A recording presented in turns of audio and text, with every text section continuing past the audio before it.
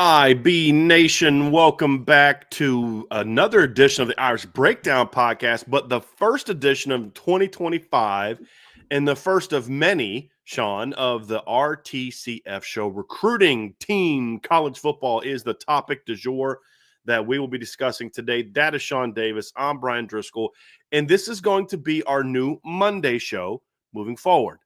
Sean and I always talk about how we want to do this show. We love doing this show. We did it on some Saturdays. It was too hard to do it consistently on Saturdays. And so we said, you know what? Let's make this our Monday show. And Sean was able to figure out how to make that work. And I am excited to have this now as our Monday show, Sean. And so the way it'll work is each week we'll pick a recruiting topic related to Notre Dame. We'll discuss that. We'll pick some type of team topic that we want to talk about with Notre Dame. It'll vary. A lot of times it'll be just sort of the latest news, the latest happenings, kind of looking forward, some kind of big picture topic that we want to discuss, which today is going to be interesting, is we're going to talk about, is Notre Dame an elite program? And is the nation still viewing Notre Dame in the same light it viewed the 2020, 2018, and 2012 teams? And if they are, is that appropriate? Is that fair or not fair? Is that an accurate way of portraying Notre Dame? And we have some thoughts on that. And then we'll pick a college football topic. And sometimes that'll be sort of what related to Notre Dame, but it's meant to take a big picture look at college football as a whole. And so today in the recruiting topic, Sean, we're going to talk about James Blanchard and whether or not Notre Dame is zeroing in on a new GM for their football program. We're going to talk about that. We're going to dive into some things we've heard that are where things stand. And then we'll talk about, why is this the guy that Marcus Freeman's targeting? And can a guy from Texas Tech really come to Notre Dame and thrive? I've had a lot of people push back on that, Sean. You and I have some strong feelings on that, and we're going to talk about those as well. And then we'll dive into the elite, is Notre Dame elite topic, and then, just kind of break down the team of where we think they stand big picture. And then we'll kind of tie that into part 3, which is, who are the tier 1 teams and why are they the tier 1 teams? And then who are the tier 2 teams that are in position to be knocking on the door of that? And so that created the reason we got started so late is because I was dumb enough to bring that conversation up. And so, of course, me and Sean start talking like the show's already started and are like, you know what, we probably should save this for the show. And, and that's a lot of times, that's really where RTCF started, is Sean and I'd be on the phone for a couple hours. Like, dude, we need to start just like making this a show. You know what I mean? Like, just take these topics that we discuss and make it a show. And that's what today is about. So, Sean, so excited to have you with me today, man. Looking forward to the first of many RTCF shows for this offseason. Man, excited to be back talking college football, Notre Dame recruiting. Can't wait to see what comes of this. Looking forward to the chat and everybody, IB Nation, and what everyone has to say. It's going to be a fun ride this offseason. Now, depending on how long the 3 topics we want to discuss today go, will determine if we do a mailbag or not. But you guys can go ahead and throw your mailbag questions in there, because then we can decide if we are going to do one. Is it going to be the normal hour? Will it be shorter? Whatever the case may be. And Sean, I believe you have something else that you have planned for this evening that I'm sure you and your wife will be doing. Did you want to share that with everybody? Or? Oh, wow, man. Thank you for being gracious with the time. Our daughter, Ariel Camille, of course, you all know she just graduated from the University of Southern California. Don't throw rocks at me. I've gotten over that, the heartache of that. I still blame her grandpa on that one. It's okay. But no, she was actually allowed to live audition for The Voice season 27, which begins tonight. Her episode won't air tonight, so I'll let you guys know on the message board on my social media which episode her live audition airs. But she is a participant in season 27 of The Voice on NBC beginning tonight at 7 p.m. So lock in support, Ari Camille. Her name is Ari Where You Been. That's something she's creating. She's actually working on a foundation to help underprivileged kids take trips and experience different worlds and experiences outside of their communities. And so we look forward to helping her build that brand. And once again, Ari Camille, season 27 of The Voice, beginning tonight on NBC at 7 p.m. Central Time, 8 p.m. Eastern. And I'll let you guys know when her live edition is actually going to be aired. We're super excited, and the best is still yet to come for her life and all of our lives. I truly believe that. So thank you for your support. Her music is up on all streaming platforms. Just search Ari Camille. Well, I know you sent me the trailer, the trailer for the season, and she was on there. I was like, it was like you had to like, okay, I'm looking for it. I'm like, oh, there she is. So that was pretty cool. Looking forward to that very much. So I know, Sean, you'll have further updates with that. So definitely key in. But I know that was a proud papa moment for you. I remember when you and your wife flew out there for that. Yeah. So that'll be awesome too. So man, I'm looking forward to it. But yeah, so stay locked into Sean SD2 Mics at Twitter. I'm sure you can see him there. That's your did I get that correct? At SD2 Mics. And then obviously he'll be talking about that more in the Lucky Lefty show. And then next Monday, I'm sure we'll probably have a recap. I may have to have you give a film breakdown of her performance whenever that happens. No, I'm kidding. Well, Sean, let's dive into today's topic, man, and talk about kind of is Notre Dame zeroing in on a GM hire? Why is that the hire? What's the latest on that hire? And then we'll talk more specifically about it. But it's obviously not shocking news for people to learn that Marcus Freeman has been really focusing on James Buchanan, who is currently the general manager. I believe is his title general manager at Texas. I think he's got a little bit of a different title. I guess he is. I guess it is general manager. I know he had a different title at one point in time, but it is general manager now. And so basically, James Blanchard is the general manager at Texas Tech, and he is the top candidate. I mean, we can say that. He's the number one candidate that Marcus Freeman has in mind for this job. There are other candidates that we know and we've heard from different sources that Marcus Freeman likes a lot, but he's starting off with the number one candidate, and I do believe that's James Blanchard. And so basically they met a couple different times this weekend, according to different sources. Yesterday was really the meeting they had a meeting very recently that there's been some different, discussion from people on when that was, but it doesn't really matter when it was. It was this weekend. And it was a conversation to basically say, hey, listen, you're our guy. We want you. You like what we're doing here. Let's try to figure it out. And so where they are now, Sean, is basically Marcus Freeman has identified James Blanchard as top guy. There's no hardball being played like, well, if you don't take this, then we're going to go. They want to make this work. I think both sides would like to make this work. But first, before we kind of talk in about James Blanchard, let's just talk a little bit about what the potential holdups may be, although we do believe that they're working through those things. And I actually think they're very fair things. It's not money. James Blanchard, from what we were told, is he got an offer. It's not a situation where it's like, well, you got to give me more. It's more of he's looking at the job and the fit and what he believes in versus what Notre Dame believes in, and just making sure that they can all be working together. And I think that's something that you should always spend a lot of time on when looking to make a move like he's making. He's a father of 5. So I think him and Marcus Freeman can probably, have some conversations and relate to that, of what it's like to make that kind of move. Marcus Freeman has turned down jobs in the past when he's a defensive coordinator that were not necessarily best for his family.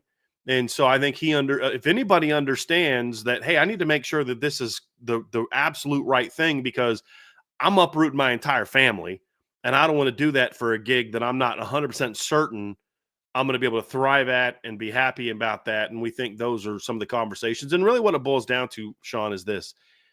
At Texas Tech, James Blanchard has absolute complete control of personnel. He makes the decisions on recruiting in high school level. He makes the decisions. He and his staff make the decisions on high school recruiting. They do the evaluations. They do, hey, here's who we're going to go get. The coaches will then obviously assist in the recruiting to a degree, but it's him and his staff that are primarily responsible for putting the roster together in high school and the transfer portal. At Notre Dame, obviously, the GM before, Chad Bowden, had a big role in that, but Marcus Freeman and the assistant coaches had a much more significant role than what we saw at Texas Tech. So what they're going to have to find a way is like, okay, look, I believe there's a desire with all the changes of the last year for the GM to have more control than was previously allotted in regard to overall roster composition. But at the same time, this is still Marcus Freeman's program. He's going to have ultimate say on certain things. And then also you need to make sure that your assistant coaches are here, because at Texas Tech, you didn't have a Dylan McCullough at Texas Tech. You didn't have a Mike Mickens at Texas Tech. Two guys that you and I, Sean, would argue with people, if not the best, one of the best evaluators of their positions in all of college football. And so a good GM, in my opinion, will say, hey, look, here's my opinion, but let me go make sure Coach McCullough is on the same page with me. Or let me make sure that Coach Mickens is on the same page with me, or Coach Denbrock's on the same page with me. I think that's what a good GM will do. And I think it's about working out those particulars is what we believe from talking to different sources is really what Coach Freeman and Coach Blanchard are working out. Is can it work in that regard? You have your way of doing things. I have my way of doing things. Yours has worked for Texas Tech. I think you've gotten close to maximizing what Texas Tech can be as a program. Obviously, what we're doing works. We got to make them, you're not going to come here and do what you did there, and we're not going to ask you to come here and do what the guy before did. Otherwise, why we just promote one of his dudes, right? It's we love what you're doing. You respect what we're doing. Let's see if we can make it work. And that's really what it comes down to, Sean. And any decision that'll be made will be about that, not about is Notre Dame paying enough, because the number that you and I have heard thrown around, Sean, and I don't know that it's we know of a range. If Buchanan is the higher, or Blanchard is the higher, or it's Blanchard, right? Or yes, James Blanchard. If James Blanchard is the higher, and James Buchanan was a president of the United States, so I don't know why I keep saying that. If James Blanchard is the higher, it will show, and it's announced that what his salary was, it'll show that the decision for the change this offseason was not because Notre Dame was unwilling to pay for that role. This isn't a money deal for James Blanchard either. This is is this the right fit? Are we going to be able to do magic together? And making sure they're on the same page. And that's basically where it's at right now. I want to point out something very interesting, what you were talking about with trying to figure out the fit. I think one important factor is the timing, right? You have someone like a James Blanchard that's coming in. And if this was 2 years ago, Notre Dame might be more willing and more amenable to some of the demands or the requests from a James Blanchard. Coming off a national championship with a system that has been proven in the eyes of the people that work in the staffing and administration, the coaching staff. Look, we were right on the precipice of hoisting the trophy, doing it this way. Some things possibly could be upgraded or changed. However, some things that you might want to do right now, we might not be open to it because we've had success doing it this way for 2 to 3 years. And for James Blanchard, if he was the same candidate 2 years ago with Notre Dame trying to make that jump, now you're talking about a situation where Marcus Freeman might be more open to some of the things that he's bringing to the table, or some of the things that he might suggest that need to be changed or possibly improved. At the way things are done, because this landscape is ever changing. Yep. Like anytime ever before, year to year, roster management and roster building becomes even more difficult or even more nuanced, right? And you have to have a guy that can adjust on the fly to those things. And that's one of the things we hear about him. And that's one of the things that we'll get to this later on in the conversation, but there is very much similarities between the challenges at Texas Tech and the challenges at Notre Dame. It's not apples to apples, but there are some similarities there that can be transitioned or transferred based upon the success that Blanchard has had in my opinion. So I think the timing is something to think about with the fit. Of course, the family dynamic, you point that out. And then I just think, lastly, which I mentioned, the roster building, right? Roster building can be done many different ways. I spoke to someone this weekend, and they told me and gave me their opinion of the top 4 GMs in the nation. And none of them do it the same. They're Right. all different. They're all highly gifted, but they're gifted at something totally different. And Chad Bowden is part of that group of top GMs, and the way he did it is going to be a lot different than the way that James Blanchard did it. And then a couple of the other names that if Blanchard turns us down that we expect Marcus Freeman to turn to, they'll do it very differently than either one of those two. And that's the same way in the NFL, Sean. I mean, and that's really where this position is kind of trending towards to a degree. Is you have to have, it's not just a recruiting director that's been given the cool name of GM to get him a pay raise. There's a lot that goes into it. And I think the thing that you pointed to, Sean, about the changing landscape, it is super hard for coaches as the primary recruiting drivers of an operation to be able to coach and recruit and also stay on top of that type of just the evolution of this position. Because you talk about how Chad Bowden's been GM for basically a year and how different that job is viewed now compared to when he took that job a year ago. It is really insane how that has evolved, and it's difficult for coaches to constantly be staying ahead of that.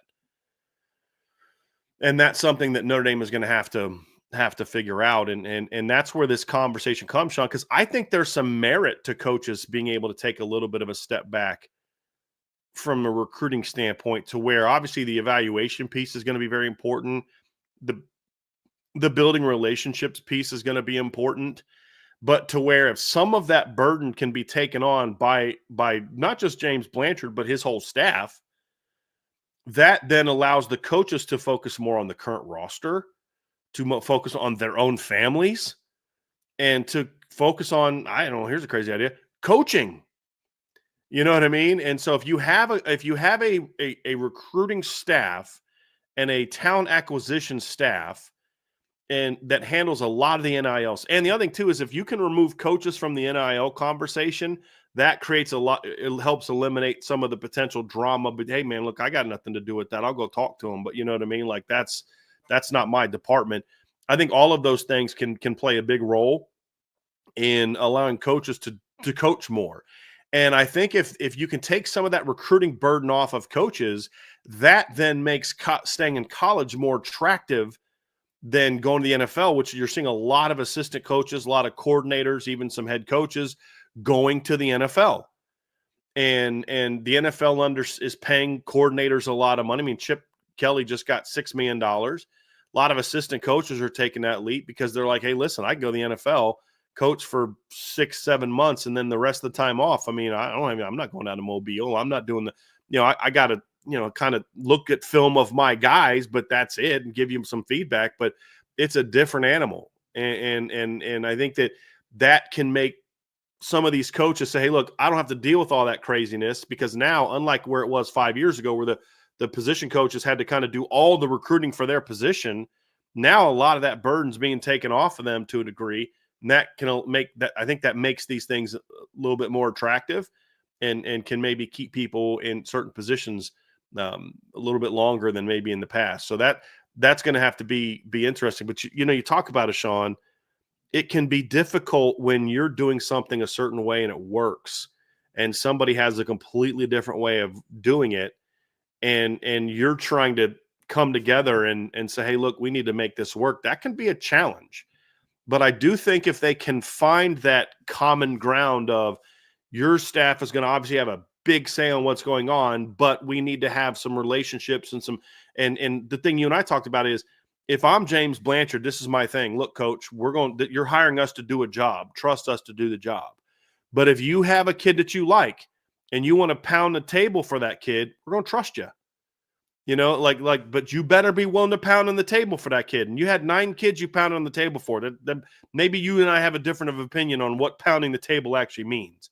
So like if Mike Mickens a couple years ago is going to say, hey, listen, I know you got these corners on the board. This cat in Texas named Leonard Moore, that we've got to get that kid. That's a dude we got to, Benjamin Morrison. If he's willing to pound on the table, then we're going to put all our resources. We're going to trust Mike Mickens because he's earned that reputation and say, hey, we're going to go get him. There has to be sort of that common ground of, you guys want to have some of this taken off of your shoulders, then you need to trust us to do this. And if you are going to say, hey, look, we need to go in this direction that maybe isn't on the same page as what we think, you better be willing to pound on the table for that one. And I think that is, to me, would be the way to make it work. Is, look, we're going to trust them to run the job, but everything still runs through Marcus Freeman, and everything is being done with constant communication with the position coaches. I send my assistant, hey, go down and talk to Coach McCullough and let him know where things stand. Hey, go down and talk to Coach Brown, sit down with him, go over the board, see if he has any thoughts on it, let him, you know what I mean, and make sure we're on the same page, and then we can all work forward together. Because what can happen, Sean, is if Mike Brown thinks, and this is a complete hypothetical, if Mike Brown's like, hey, these are my top 5 priorities, and James Blanchard and his staff or whoever the GM staff thinks these are our top 5 priorities, and only like 2 of them are the same guy, then all of a sudden there's different messages being given out to different players. And this is going to get back to all these kids because they all talk nowadays. You got to make sure that everybody's on the same page moving forward. And that can be the challenge of what a GM is doing in college, which isn't the same in the NFL. In the NFL, it's like, dude, you coach the guys that you're given by the general manager, essentially. And that's where you've got to have a little bit more common ground and communication, and that's going to be a big, big key. But I think most coaches are going to like the fact that some of that day-to-day recruiting burden is being taken off their shoulders and they can get back to coaching football. And in all fairness, even before that GM title was given to Chad Bolden last offseason, from what I'm hearing, Notre Dame was moving in that direction anyway. With him? Of just adding the GM position. Like, sure. They recognized where college football was heading. Whether or not they would elevate him, or just place somebody else in his position, the powers that be were already talking about that, the need for that position. I do think the position itself, though it's not there, is slowly progressing to kind of be like an NFL-type general manager, especially with NIL. There are some things that you have to do to be able to operate similarly to an NFL general manager. Now, this is something else we have to think about with James Blanchard, is that when coming in, he is coming into a situation very much knowing what Notre Dame is. He knows exactly who Notre Dame is, has profound respect for Notre Dame. We know that Marcus Freeman, if you go back and you look at his hiring practices, most of the time he's very comfortable going to and trying to get guys that he's had a previous relationship with or connection with through someone else, has coached with. This is an instance with James Blanchard where they have profound professional respect for one another, but really don't know one another personally. They've not worked together. They have not been in the same office or university together. So now this weekend, and the days to come will be about sitting down, asking questions, getting to know each other, seeing what the fit is. And that could possibly lend itself to, a 3-4 day process for there to be some level of comfort for both guys to kind of finally pull the trigger. That's just something to point out. So it's really nothing for fans to like, man, when is it going to happen? This is a situation that's probably a little bit different from other situations where he knew Mike Brown. He had a relationship with Mike Brown. All of these guys that he's hired, they didn't have to go through the minutia of getting to know each other along with striking a deal. In this instance, this might be one of the most important hires moving forward. Yeah. Right? And because of that, I would like to point out this, and I always point to this. We talked about this weekend. It reminds me very much. Notre Dame was just in the national championship game.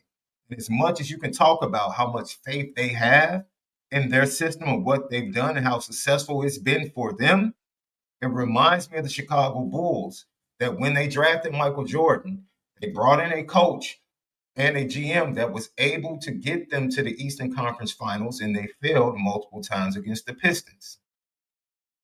They made the hard decision to say, Doug Collins, thank you for developing Michael Jordan. Thank you for developing Horace Grant and Scottie Pippen as youngsters and getting them to this point that they're all-stars now.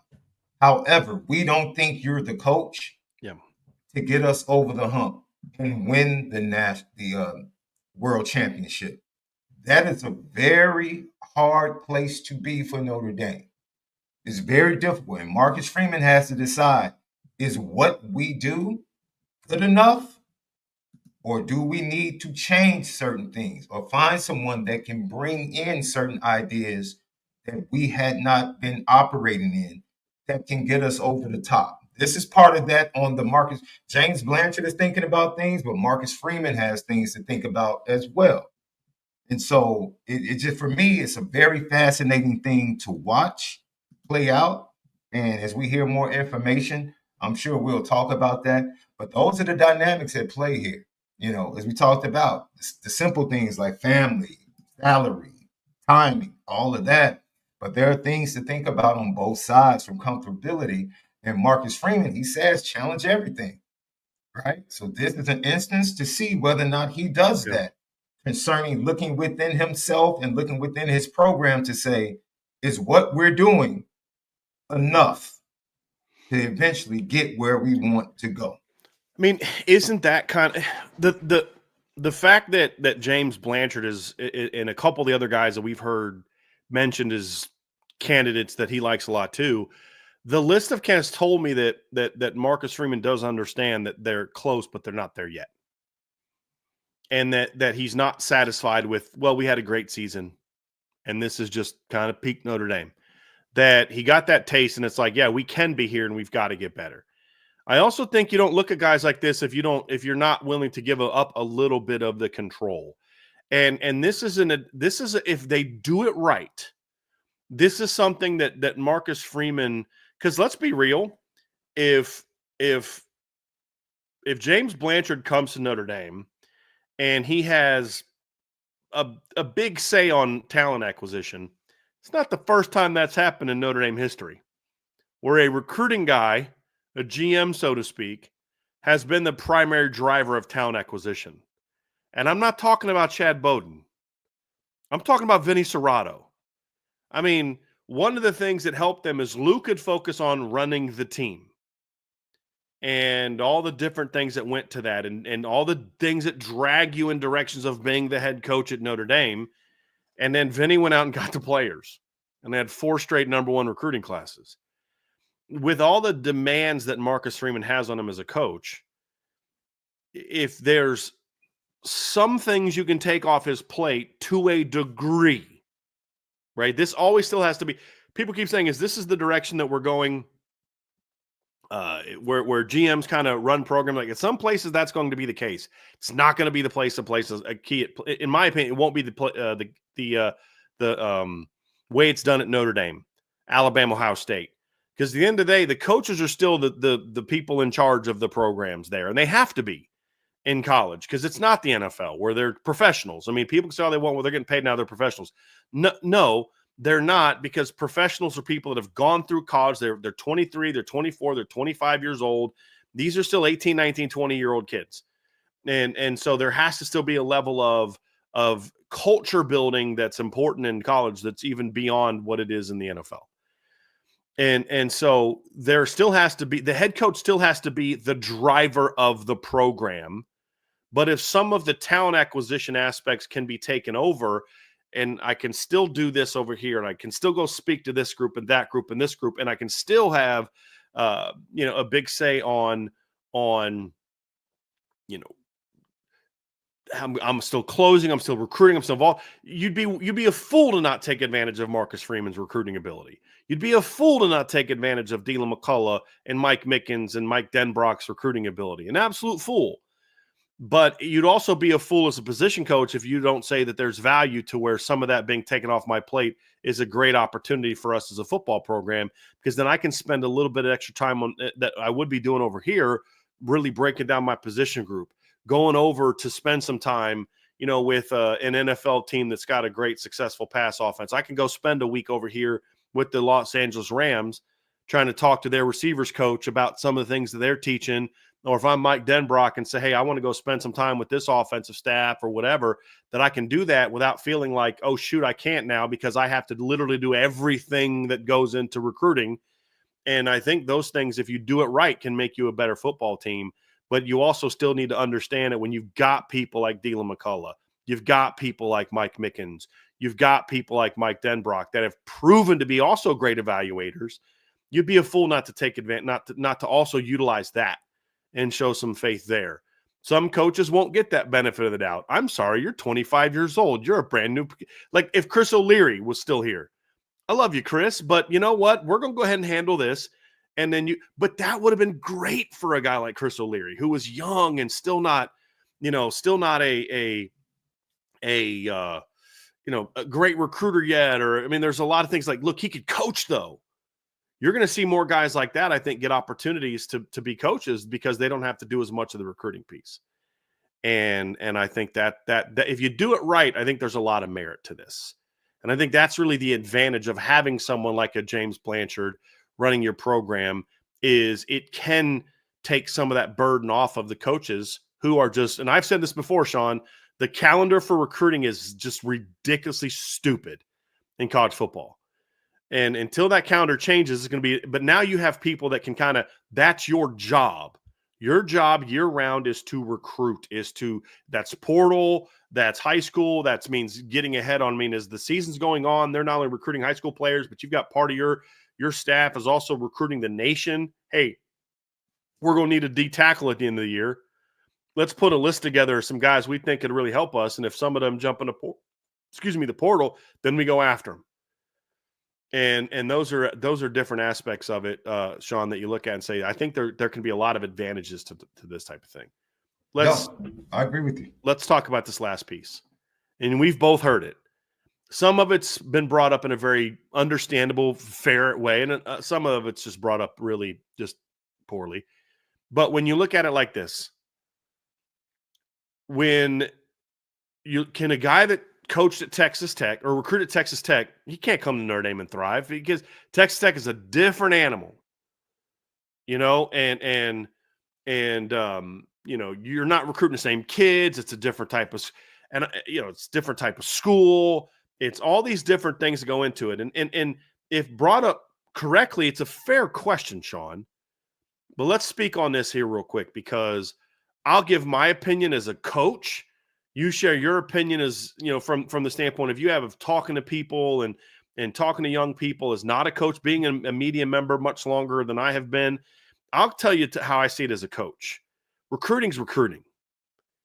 And what makes you a good recruiter, if you're a good recruiter because of your ability and not because I can pay people more, like, let's be honest, there's some coaches in the SEC back in the day that were known as being good recruiters because they were really good at getting the bag people to give kids money. That doesn't make you a great recruiter.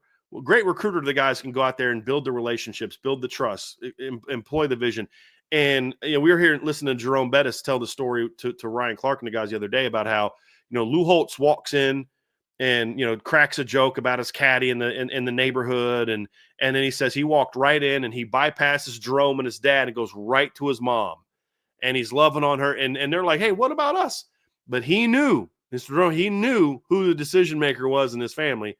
And when Lou Holtz left, his mom looks at Jerome and says, you're going Notre Dame. Like, that's a gift. I remember watching the U and about Howard Schnellenberger left his pipe at Melvin Bratton's house. And he talked about, I left a lot of pipes at people's houses because it was an excuse to have to go back. There was all part of that strategy. There's a lot of things that go into being a great recruiter that have nothing to do with where you are. You just have those chops.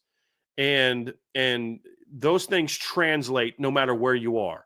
When you go to a different school, you have to learn more about that school, what type.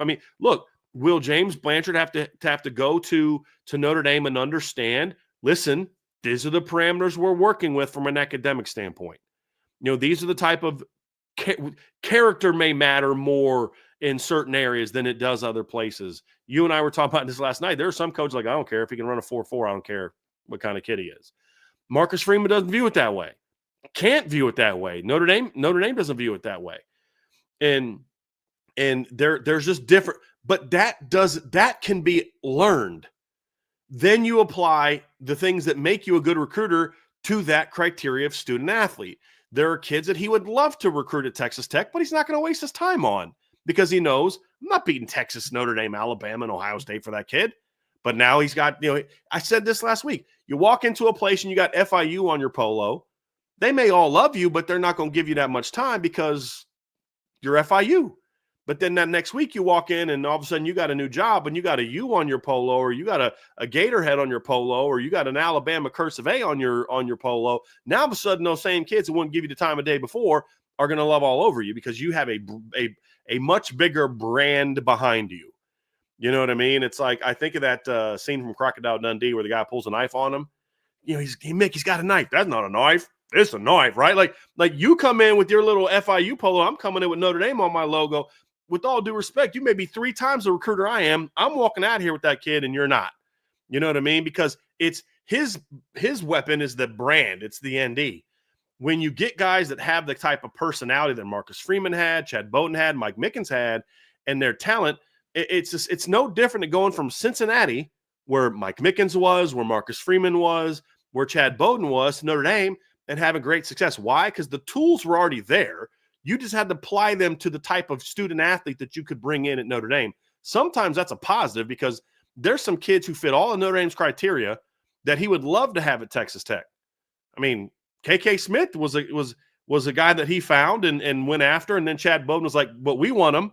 And just like that KK leaves Texas Tech and goes Notre Dame. You don't think he would have wanted some of the Texas kids that Notre Dame has on their roster, Jaden Greathouse and guys like that. He knows he's not getting those guys. Now he can. And so to me, if you have the chops, you have the chops. You have to learn the specifics of Notre Dame, but that's the easy part. It's a lot easier to learn what works at Notre Dame and what we're looking for here as a student athlete than it is to learn how to recruit. And if you got the chops, you got the chops. I said this when they hired Clark Lee. I said this about Marcus Freeman. I said this about Chad Bowden. I said this about Mike Mickens. Guys, if you got the chops, you got the chops. And there's a lot of great coaches out there and that nobody's ever heard of, and they come to a place like Notre Dame or Alabama, and all of a sudden this guy starts thriving. Why? What did Chad Bowden learn at Cincinnati about the type of players they could get that helped him thrive at Notre Dame? Nothing. He had the certain ability, and then once he got to Notre Dame, he had the bigger brand power behind it. Same with Marcus Freeman. I mean, there's kids that jumped on board. I mean, Marcus Freeman comes to Notre Dame, and boom, Benjamin Morrison comes. Jalen Sneed, Junior Tilamaka, Josh Burnham, Tyson Ford, guys they had no shot at before that he gets. But here's the thing. None of those guys were going to commit to him at Cincinnati. None of them. None of them were. Not a single kid that Marcus Freeman has landed at Notre Dame that you'd consider a top prospect is someone who would have played for him if he was still at Cincinnati. But what changed? Did he get better at recruiting? No. He's got that ND brand on his polo now. And that's what matters. The chops were always there. And that's the same thing for what James Blanchard has done at Texas Tech. The chops are clearly there. I mean, back-to-back top 25 recruiting classes at Texas Tech. You know what I mean? Like, that's significant. Now you get that brand power behind him and his recruiting staff of a Notre Dame. And then now he's got, with all due respect to Joe McGuire, but now he's got Marcus Freeman walking in these kids' doors with him. He's got Mike Mickens walking in these kids' doors with him. He's got Dylan McCullough and Mike Denbrock and Joe Rudolph and guys like that walking in that door with him. You start getting excited about it. But being at Texas Tech is not a hindrance. If anything, it's a benefit because he has understood, I got to find those diamonds in the rough. And Notre Dame still needs to find those guys. They're not going to be top 2 in recruiting every year, in my opinion. It's just the system's like, there's still going to be kids they can't go get. Notre Dame still has to be able to find those kids like the Benjamin Morrisons, like the Leonard Moores, that aren't big-time prospects that we see as a staff great talent in, and we got to identify that guy and still go get those guys. You can get a top 100 player like a Christian Gray where you beat Ohio State and LSU for him. But what surrounded Christian? Benjamin the year before, Leonard the year after. Now, what made Benjamin unique is even though he wasn't ranked high, they had to beat out Jimmy Lake and Nick Saban to get him. The big boys knew. The big boys didn't know about Leonard Moore as much. Mike Mickens knew. And those type of guys are the ones that you still need to go find on top of going out and getting the guys that we are more ready-made, big-time players. It's about finding elite potential. Some of that elite potential is already tapped into. Go find those guys. Some of that elite potential are going to be like the Leonard Moores, the Aeneas Williamses, the guys who maybe aren't big-time prospects that they got to go find. And I think that's what makes it unique to get a guy from a place like Texas Tech, because he has shown I can go out and get a star. Notre Dame would have loved to have had Micah Hudson in their class last year. He went to Texas Tech, right? But they also need to be able to find those diamonds in the rough as well. And that's what this staff has done a great job of, that the next staff needs to also do, while still being able to say, but let's go get some of these big fish and get them as well.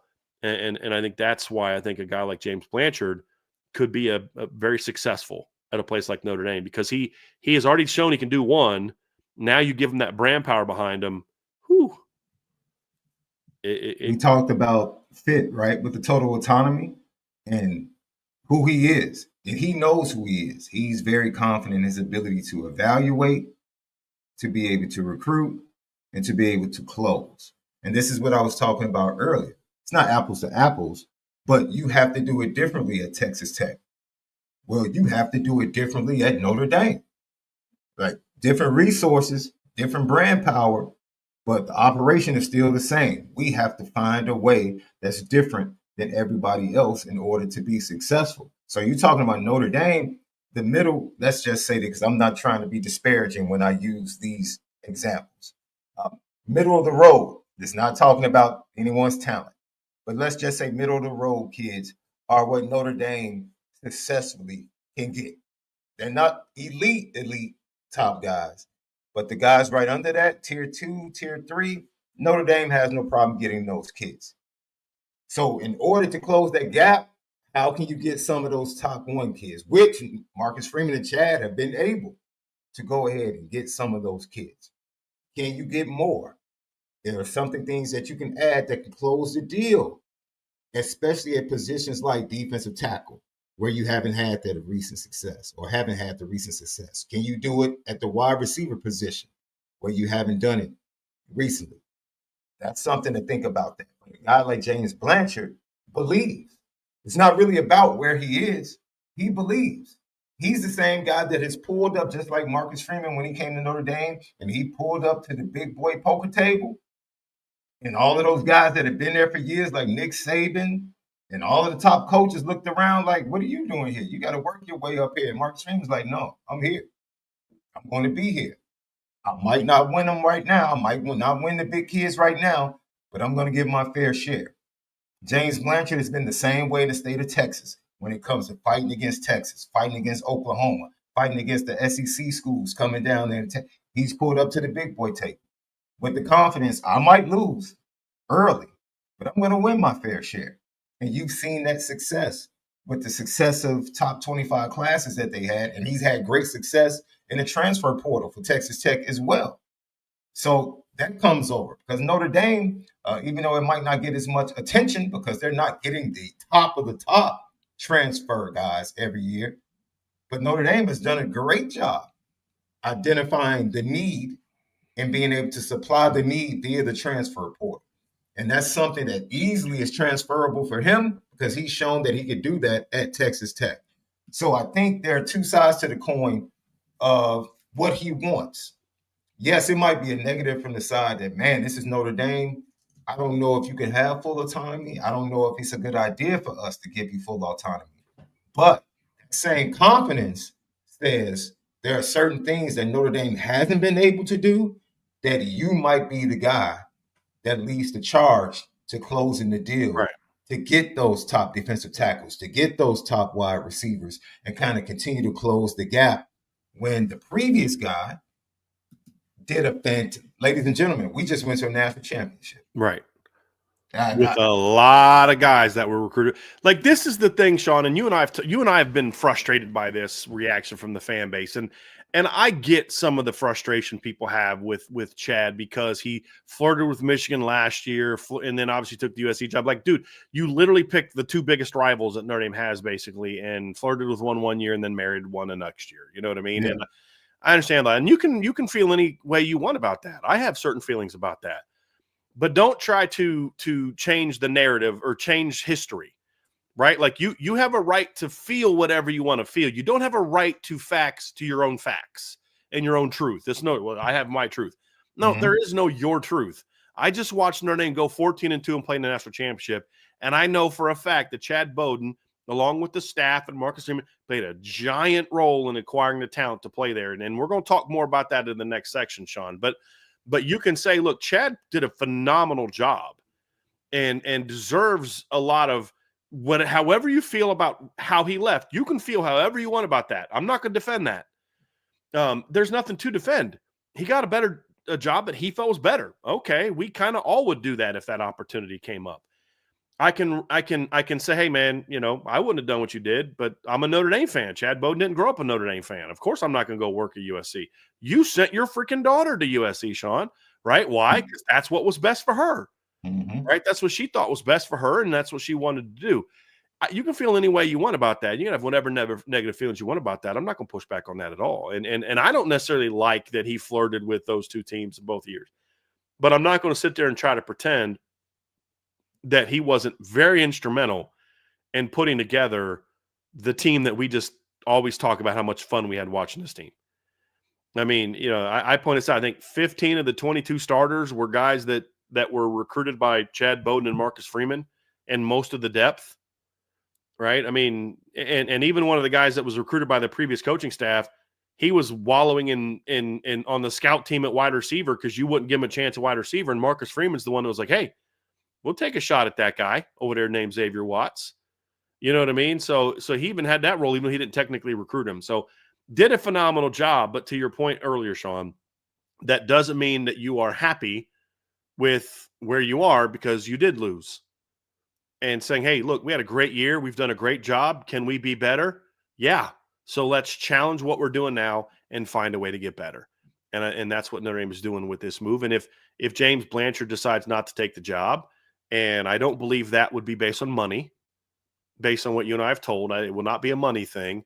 If Texas Tech comes up with an offer that makes him comfortable taking it, he's taking that offer because he didn't think the fit was right at Notre Dame. If he takes the offer at Notre Dame, it won't be because Notre Dame made him a financial offer he can't refuse. That's the thing that's probably impressed me the most from what I've heard in this conversation is, yeah, the money's talking. He's a father of 5. I mean, of course, the money – the pay raise, and he's not going from like Texas to California where he's going from a state with no income tax to a state with crazy taxes.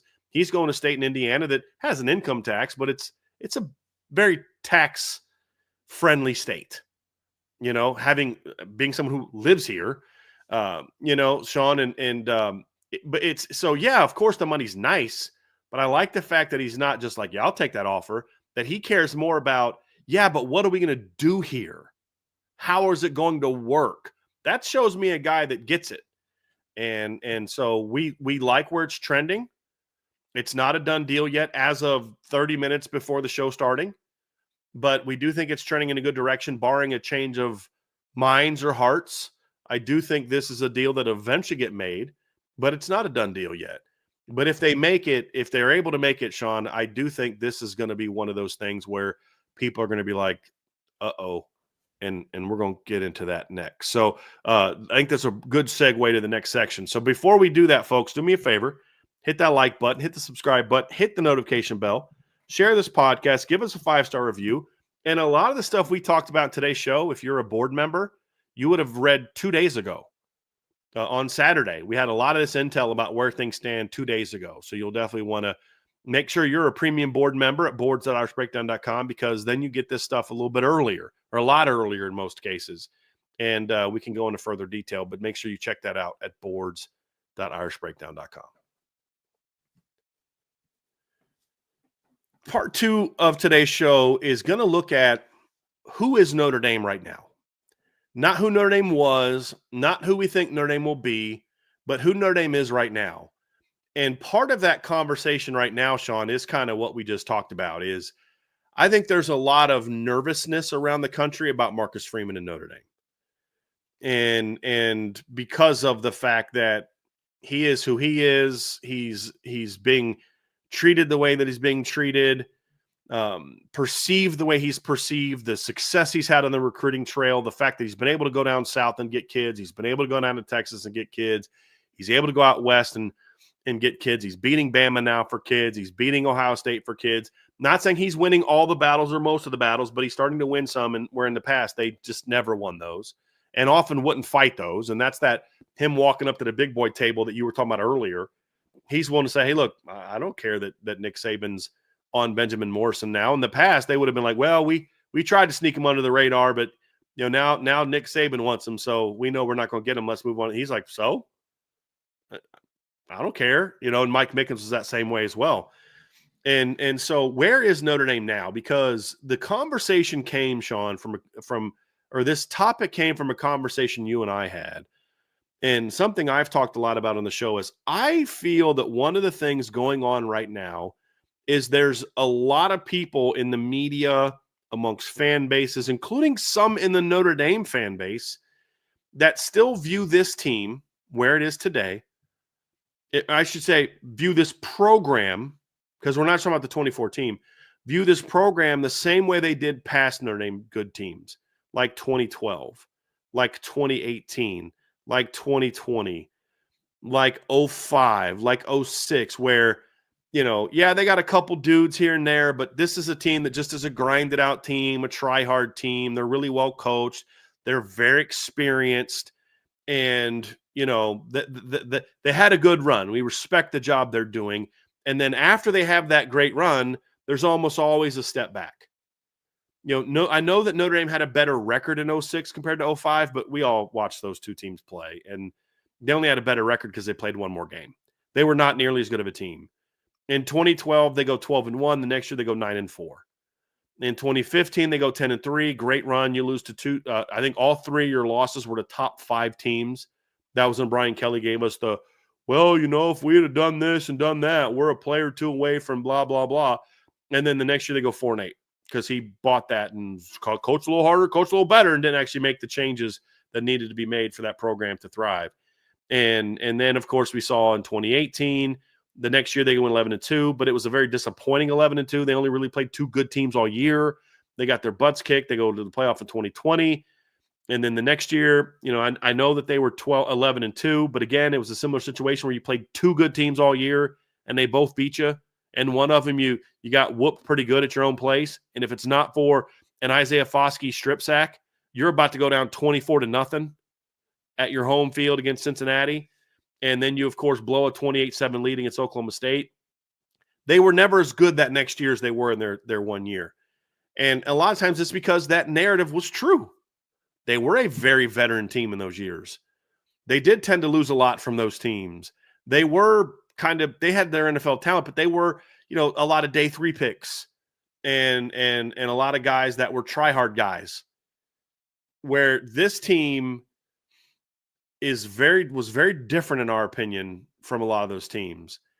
And I think the narrative about Notre Dame is starting to change with some people. I saw that Andy Staples released his 2 early playoff predictions for next year, and he has Notre Dame back in the title game against Texas, losing again, but he has them back in the title against Texas. And you're starting to see that turn a little bit with some, Sean. But I still think with too many people, there's a very fundamental misunderstanding of how good this team is because of the talent. And that's why we asked the question, is Notre Dame an elite program? And I think the answer is based on this season of what we saw, plus where the program is trending. I think that answer is yes. And more people are going to start to understand that here moving forward, Sean. And I think especially if you're able to make a hire like this James Blanchard hire, there's going to be a lot of people that really know the game and when I mean know the game, I'm not talking about like fans don't know. I mean people that are like in the game, they're in the business, whether they're covering the sport, whether they work as a coach, whether they work as an analyst, whether they work as a scout, whatever. They're going to be like, hold on a second.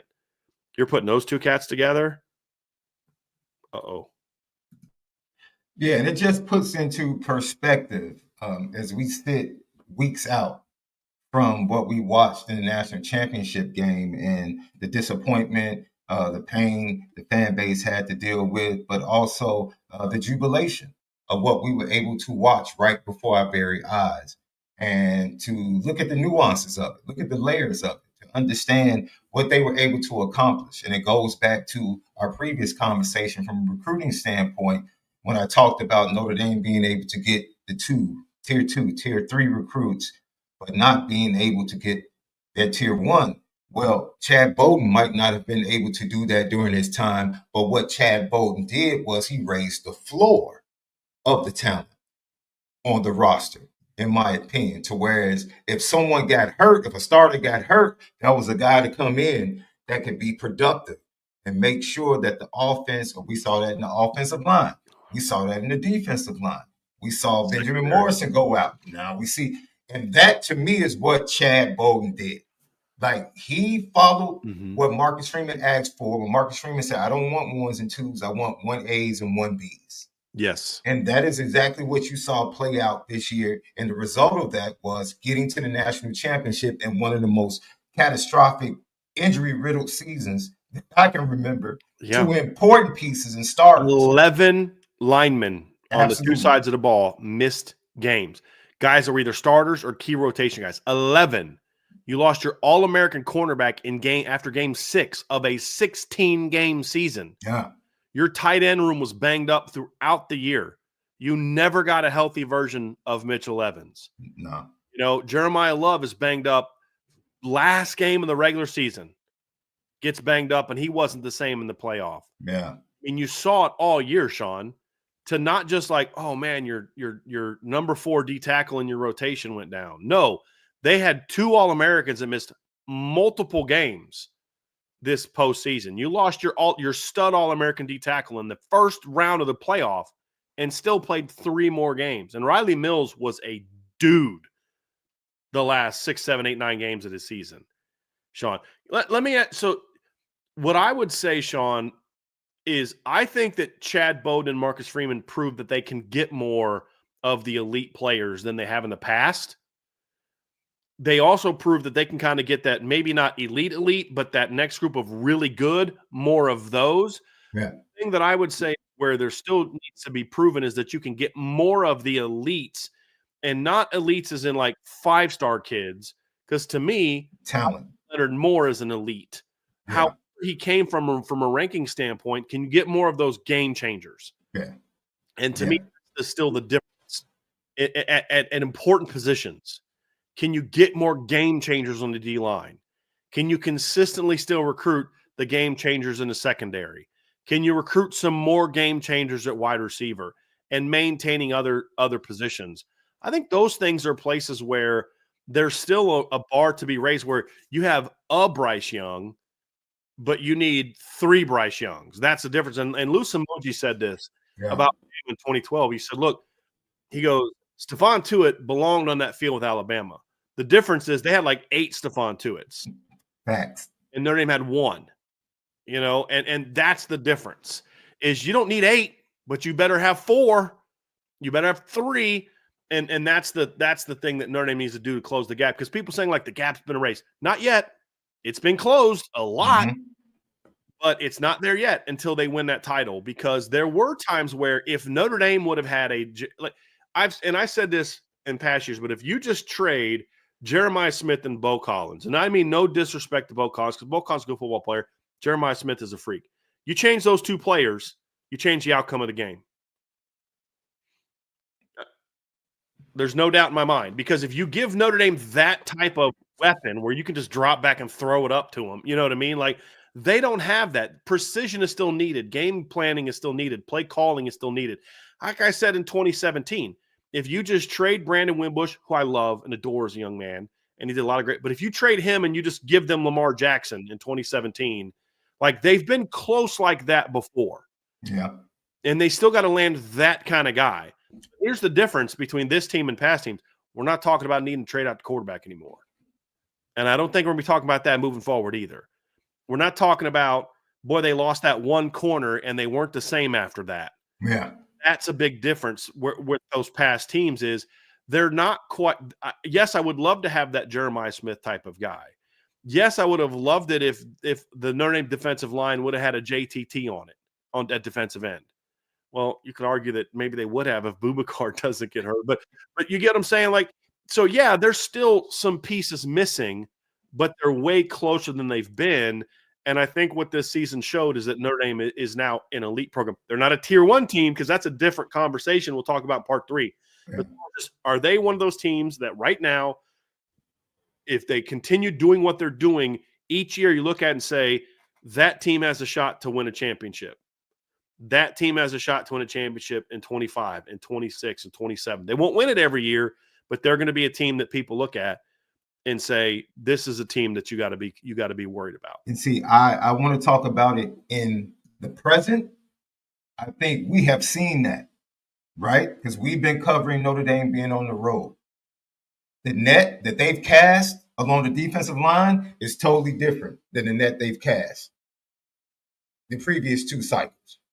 Not to say that they haven't gotten good players on D-line, but now you're talking about getting a bunch together. Right. What you're just talking about, getting 3 or 4 of those guys. They would 3 target or 4 Bryce Youngs. Bryce Young, and if they got him, great. If they didn't, there was a big drop-off. Exactly. They would target a Boubacar, and if you got him, great. But if you didn't, there's a drop-off. It's a drop-off. Yeah. And now it's like there's like 4 or 5 of those guys on the list at each position. And that's what we mean by cast a wider net. It's not that they weren't going after big-time guys before, but it'd be like a guy or 2, and if you missed on them, you were kind of screwed. Yeah. What they did now is like, look, we're going to go after 10 studs at D-tackle in hopes that we can get 2 of them. We're going to go after 10 studs at defensive end in hopes we can get 2 of them. And that's a different strategy than we've seen before. Yeah. And it's a bolder strategy. And it shows that this staff is saying, hey, guys, do you know the run we just went on? Let's capitalize on that. And that's something that they didn't do in the past. Yeah. They wouldn't capitalize on that because most times you had your head coach was going out and interviewing for NFL jobs and wasn't putting in the work to do that. But that's the thing that you notice, Sean, is where'd they go first week, the 1 week on the road they had? Texas, Cali, Florida, Georgia, and then up to the Carolinas and up to Philly and Jersey. Yeah. Right? That's your base. That's what you need your base to be. And they didn't go out there and see some guys that they know they can close on easily. They went out and saw dudes. Dylan McCullough saw some dudes this week. Mike Mickens saw some dudes this week. Al Washington saw a lot of dudes this week. You know, Joe Rudolph went and saw, you know, some dudes. And obviously a lot of them they've got committed. But he went out and saw some Kenny Ogboko and Felix Ojo and guys like that as well. So they're getting out there and putting in that work saying, look, because we're not satisfied with where it's been. We knew we did what we needed to do to get here, but we know that there's another level to get to, and that's that hunger to get you there. But even besides that, Sean, just looking at the roster now, this is where I think a lot of people are missing the boat with this Notre Dame team is there's those stereotypical buzzwords that have been used about Notre Dame in the past that are still being used about Notre Dame now. Yeah. That I think shows that people still don't understand who this team was. Notre Dame went into the college football playoff this year with the best athlete of any team at quarterback, and it's not close. Notre Dame went into the college football playoff this year with a running back room that can compete with anybody. They went into the college football playoff this year with a secondary that, in my opinion, could compete with anybody. They didn't have that necessarily. They had a linebacker room that athletically could compete with anybody in the country, despite what some people have tried to tell us. They're not there yet. The biggest difference in that game against Ohio State, line play. D-line play especially. Ohio State could make some plays there. Notre Dame couldn't. Yeah. Notre Dame had trouble covering Ohio State's receivers. Ohio State had trouble covering Notre Dame's receivers. You know, I mean, the leading receiver in that game was not Emeka Egbuka. It wasn't Jeremiah Smith. It was Jaden Greathouse. You know, and so they're not there yet. But I think people are missing the boat when because we heard all this stuff. Well, you didn't play anybody and you blew a bunch of teams out who sucked and blah, blah, blah, blah, blah. But here's the reality, Sean. You silenced that noise when you got to the playoff. So, oh, yeah, you know, you beat Georgia without their starting quarterback. All right, well, they beat Texas without their starting quarterback. And Notre Dame had plenty of, well, what if we had this guy, this guy, this guy, this guy, this guy, this guy, this guy. And you won by 13, and you didn't even play that well. No. Like, that's the thing is it used to be where Notre Dame could have beat Georgia in the past, but they needed everything to go right. This team was just like, no, we're just better than you. You know what I mean? That's just the fact. Yeah, you could talk all you want about your quarterback, but Notre Dame kicked their butt. Notre Dame's defensive line kicked Georgia's offensive line's butt. They shut down their running backs. in the second half of that game, when the game mattered most, they couldn't hang with the athletes that Notre Dame had in any phase of the game. That's the difference. When you play Penn State, they didn't play that well against Penn State. In the first half they played terrible. But once Notre Dame started figuring out, Penn State had no answers for Notre Dame. That was a talent thing. It wasn't that Penn State's coaches got out coached and everybody's looking to, well, they shouldn't have called this and that and the other thing. No, the quarterback made a bad decision, but he made a bad decision because he was getting pressured and because Notre Dame's secondary is really good. And so the difference is, Ohio State's kicking Notre Dame's butt early on because Notre Dame's not playing well. And then Notre Dame figures it out, and then they start giving Ohio State some problems. Ohio State takes their foot off the gas, and Notre Dame makes them pay for it. That's the difference, is athletically, this team can compete with anybody now. Doesn't mean they're going to beat everybody because obviously they didn't beat Ohio State. But that's the difference, is that I think people are missing the boat. And yes, they lost some dudes. Riley's a big loss. We saw RJ Oben at the Senior Bowl doing some things. We saw Jack Kaiser doing Jack Kaiser things at the Senior Bowl. They're going to lose Xavier Watts, one of the best to ever do it at Notre Dame. Riley Mills, Howard Cross. The difference between this team and past teams is Notre Dame has now entered into a mode where they are now a reload program, not a rebuild program. And that's the thing with Brian Kelly, is his teams are always like this. And not always record, because his last 5 teams had a similar record, but you and I could watch some of those teams and say that 21 team and that 29 team was not like the 2018 team. The 2020 team was a great run, but that team benefited from a schedule that was just, let's be honest, not at all challenging until the postseason. And you could look at those teams and say, like, yeah, that team would kick the mess. The team that we saw in 24 would kick the mess out of the 22 team, the 21 team, the 20 team, the 19 team. Mm-hmm. I'd love to see this team go against the 18 team. But the 18 team, if you were to say, okay, well, we'll play that team, but you've got to take out your top 2 pass rushers. You got to take out your left tackle. You got to take out your center. You got to take out one of your – that team would have been screwed. You know what I mean? So, to me, that's where you talk about, is Notre Dame an elite program? They're an elite program now. They're recruiting like an elite program. They're beating teams you need to beat to be considered an elite program, and they're doing it because they have the talent of an elite program. And I think that's the difference between now and the past, where in the past, a couple spots would dominate the roster. Yeah. The 18 team was all about the lines. That was it. They were great on the lines. Outside of that, they were good in spots. They had good pass catchers. But then they play Clemson. And you realize your good pass catchers aren't like their good pass catchers. And your good corners aren't like their good corners. And then when they could kind of neutralize the 2 things you could do well, you had no chance. No chance. This team is different in that regard, Sean. And that's why I say this Notre Dame team and program is not where past teams are at, because what people don't understand about this team is this was a very young Notre Dame team. They had 6 or 7 really old players. Leonard, Evans, Mills, Cross, Kaiser, Watts. 6 really veteran players that were key guys for you.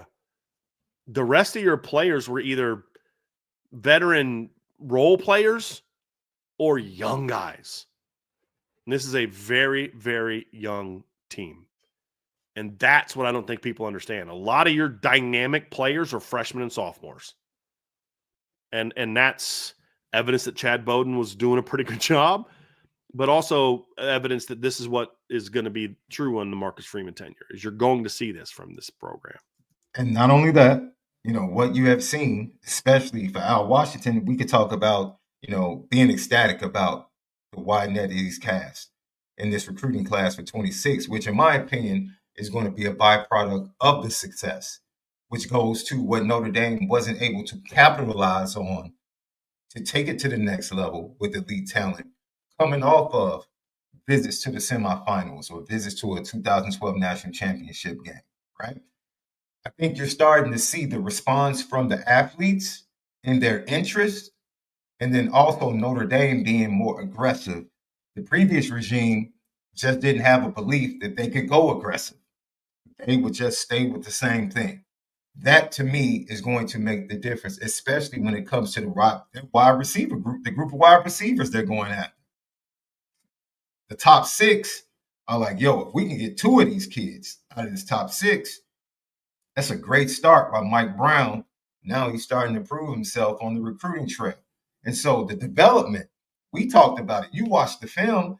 Mike Brown, in our opinion, did a really good job with the wide receivers, as opposed to Eventually, you saw eventually, it as you saw it right. progress. It Yes, took a little but longer maybe than we thought it would, right, but it started to click when you it got into started to late click, November and in the postseason. right. Yeah. And so, with that being said, now the development side, you feel comfortable with that at the wide receiver position moving forward.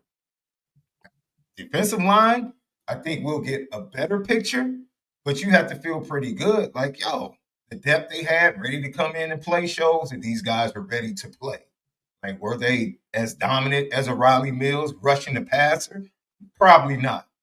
But just making sure that that defense was able to go out and execute what Al Golden was asking it to execute, you feel good about that until, of course, you get to the national championship game. And that's when you need the difference makers against a team like Ohio State with the talent that they have. You need Riley Mills putting pressure on the quarterback at a key 3rd down or a key 4th down in certain situations to get off the field and change the tide of that game. And so those are the type of guys that you were talking about that we need to make sure, whether it's through the portal or retention or development or recruiting, those are the guys that we have to make sure show up, because they're going to be the difference makers that close the gaps. But this whole theory about Notre Dame being a Cinderella story just boggles my mind. And Notre Dame is not a Cinderella story under Marcus Freeman. This wasn't a group of misfits. This wasn't 16 Princeton taking down #1 Georgetown with Alonzo Mourning. Ladies and gentlemen, that's not Notre Dame. And it's not Notre Dame moving forward under Marcus Freeman. Mm-hmm. No glass slipper here. No. None. These are red bottoms. Nice loafer red bottoms that Marcus Freeman is bringing to the table. This program is swaggy now. It's the hottest, if not the hottest, one of the hottest programs in all of college football. And it's a new day. And I understand the PTSD. I understand fans feeling like, well, I have to see it to believe it. I have to see it in consecutive years. Okay, sit back, get your popcorn, and watch. Right. And watch. Because the way things are floating and the way things are going, especially if they're able, in my opinion, to add James Blanchard to the mix, man, the sky's going to be the limit. And I think smart people can recognize that. Andy Staples pointing that out. I saw a couple of other way too early top 25s. Notre Dame is being recognized, in my opinion, by a lot of people as answering questions that people needed to see. Right. And people understanding, look, ladies and gents, that's a $20 million college football team that won a national championship. Let's not play. Yeah. Let's not play. That's a darn good football team that was bought and paid for. And obviously, the way things have gone in the aftermath, it was definitely like a one time. We getting the band together to go win this thing. Right. If we win that, we can disband this. And now they've taken a step back from a coaching standpoint. Yeah. From a roster's talent standpoint, Ohio State is always going to have a roster full of talent.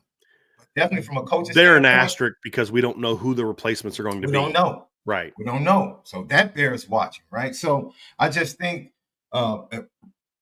within the fan base, because I could care less outside of the fan base. Within the fan base, let's not move forward in fear. Right. If you want to see more, that's totally understandable. But let us tell you from the operational side and from the way things were done, specifically recruiting-wise, and what we see from the coaching staff. And I know the coaching staff has lost certain things, and maybe you don't think the new DC is equivalent to what we had in Al Golden. That's fine. But once again, whose defense is this?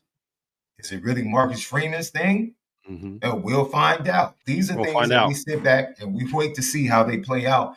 But this is not your former regime, Notre Dame. Right. Under Marcus Freeman. It's not. It's not. And things are trending up. The 25 season is going to be interesting because you do have to, in my opinion, achieve a certain level of success in order to cement yourself there. from a perception standpoint. I think that's important because if you take a big step back next season, and I mean worse than 10-2, then what you've done is you've said, okay, well, we're not a lot different than past Notre Dame teams. Maybe we were slightly better than some of those teams, but the next year proved that you're not a reload program. You're a now the rebuild is a lot smaller than it used to be, but you're still a rebuild team. And that's what kind of gets me excited about what this team is going to be next year, Sean, because I don't view them to be this way. They now have to go out and prove it. But I don't view them to be a team that is a rebuild thing. And I think the thing that I'm seeing this offseason, at least from a recruiting standpoint, and we'll find out if the coaching hire was made. Look, we set our piece on Chris Ash. Now we just all sit back and hope the Coach Freeman's right, and we'll just evaluate it in that regard. But if he's right on that hire, and that's probably my biggest offseason question mark right now is the Chris Ash hire. I feel the way that I feel about it. But like when I look at this team outside of that, Sean, I don't look at a team like I look at a team that is going to have more question marks going into next season than maybe it did this season into fall camp. And when I mean question marks, I mean, we don't know who the starter is going to be at quarterback. Not a question mark like, gee, I don't know if quarterback's going to be good, but more of, I don't know who it's going to be. I don't know what the offensive line is necessarily going to look at like right now. I don't know what the defensive line may look like right. I mean, do they move Burnham here? Do they move Bryce Young there? Does Batelho come back? Does Boubacar come back? Who's that safety opposite of Don Schuler now? Who steps into Jack Kaiser's? Those are all question marks that we are going to have to find answers to. But when you look at it and you say, okay, it's not, do they have any good receivers? It's which receiver steps up and becomes the dude. Is it Malachi Fields, the newcomer? Is it Jaden Greathouse, who showed what he could do in the semifinals in the national title game? Is it Jordan Faison, who's been really good when healthy? Is it, okay, I don't know who's going to start opposite Drake Bowen, but I really don't care because we know that Kingston and Jalen Sneed and Jaden Alsbury are all going to play. And then you've got Madden Faramo and Preston Zenner and Bodie Cahoon kind of waiting in the wings to be in that conversation as well.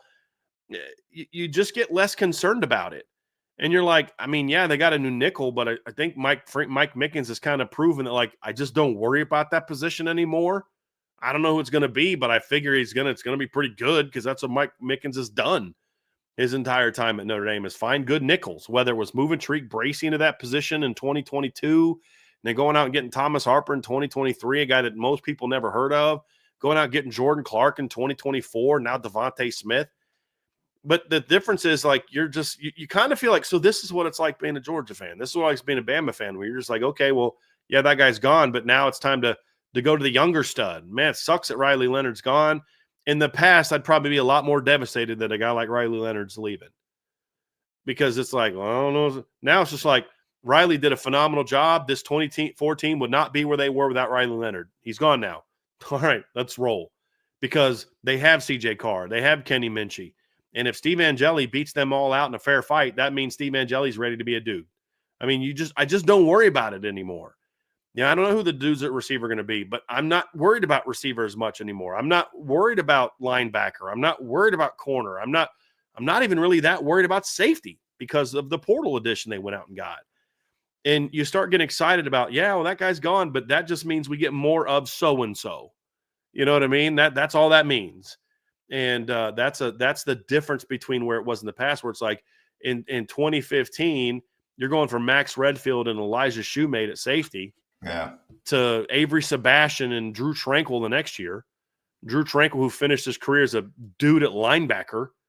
You know what I mean? Like, that's the difference between those teams and these teams, is you went from, some dudes in the past to guys that are good players but not dudes.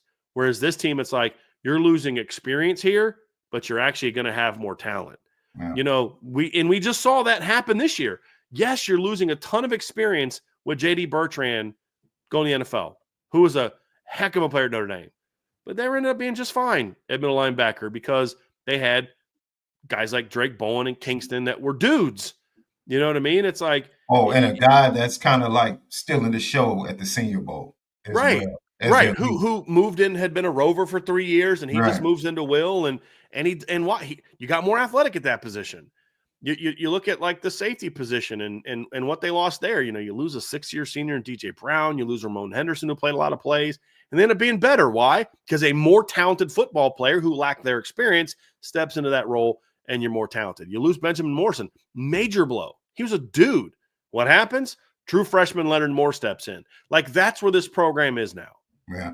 Where it's like, if they're healthy, meaning guys that got hurt this year come back, okay, maybe you're not as good as D tackle next year, but you're still talking about you've got Gabriel Rubio and Donovan Heinisch and Jared Dawson and Elijah Hughes and Armo Mukum and Sean Cebulano and Brendan Vernon and Devin Houston. And I mean, I don't want to leave anybody out, because every time you list a bunch of guys, people are like, well, what about this guy? Like, it's not meant to be an exhaustive list.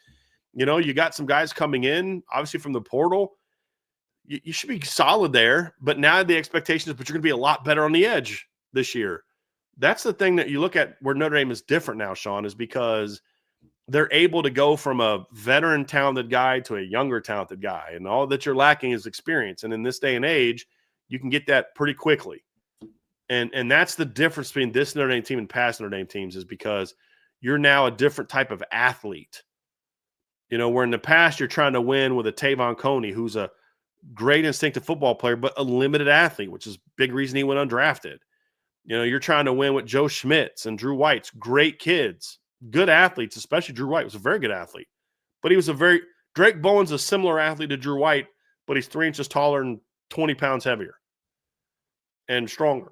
Yeah. And that's the difference. And that's where I think people are missing the boat with this football team, is they're just reloading with more talented players that just lack the experience of those guys. So, you know, you're going to lose Rocco Smiller, Pat Coogan. That should not be dismissed as no big deal. Right. When you lose guys that had 20-plus starts, that stabilize, like it's funny that all these people are like, Joe Rudolph did a great job doing this, this, and this.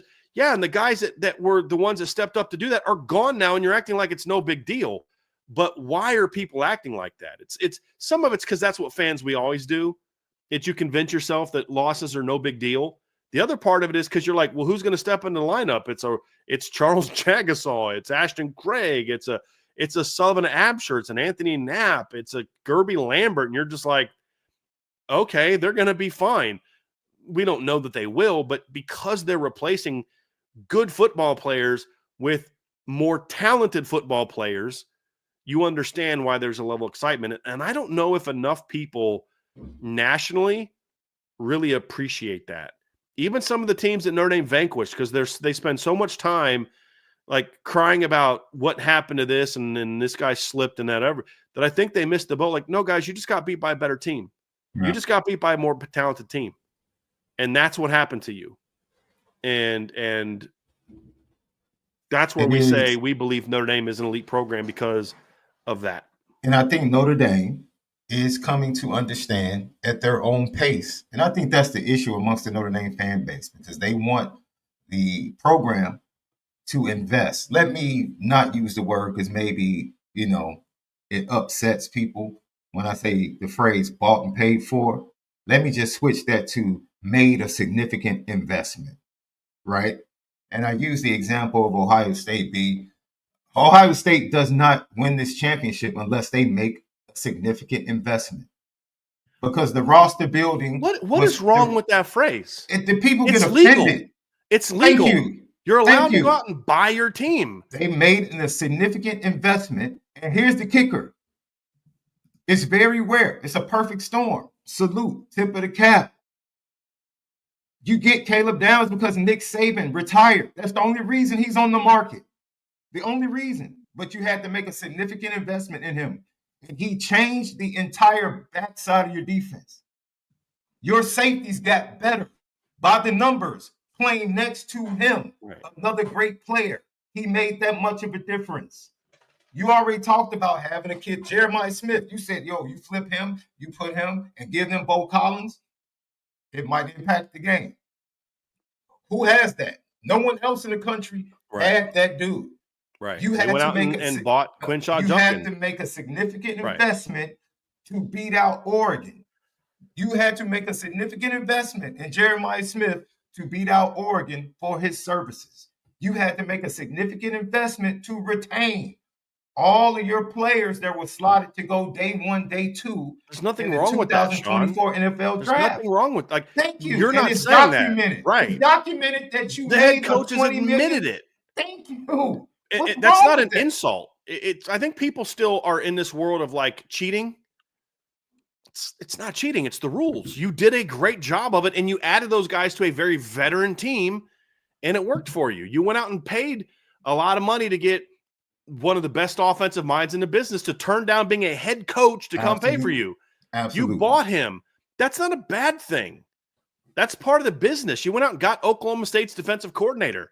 That's not a bad thing. That's what just like Notre Dame did that with Riley Leonard. Thank you. If Notre Dame won for free, that would have been right. an investment. That's what ESPN said about Notre Dame to beat Georgia. Transfers do this again. And it's like, absolutely. What I said to Notre Dame fans, like, why are you offended by this? Like, this isn't a shot at you. This is the way the game played out. But this is the way the game played out. What happened?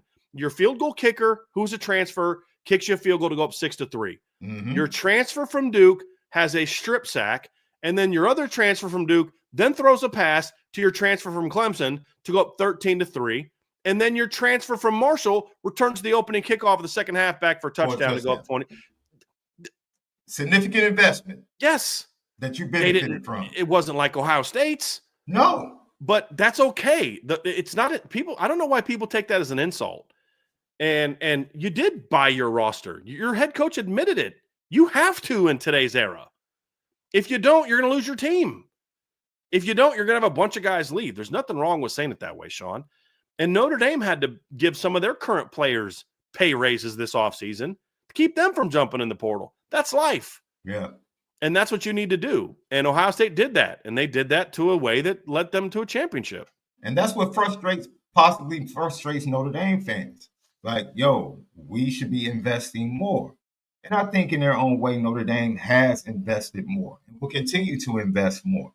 I think the facilities that are going up should be considered as a significant investment to improve, not only allowing the players to be at their very best on and off the field, from a nutrition standpoint, getting back to health, helping Orlando and his plans, and then also attracting the best of the best in recruiting and helping the coaches to be able to do everything they need to do. So that's a significant investment. You just can't look at NIL. There are a lot of things that go towards Notre Dame being able to be the best they can be as a football program. I think Malachi Fields is a significant investment at the wide receiver position and an upgrade. You don't think Malachi Fields is coming to Notre Dame for free just because he wants to get that master's degree from Notre Dame? I highly doubt it. And guess what, Sean? There's nothing wrong with that. That's within the rules. None.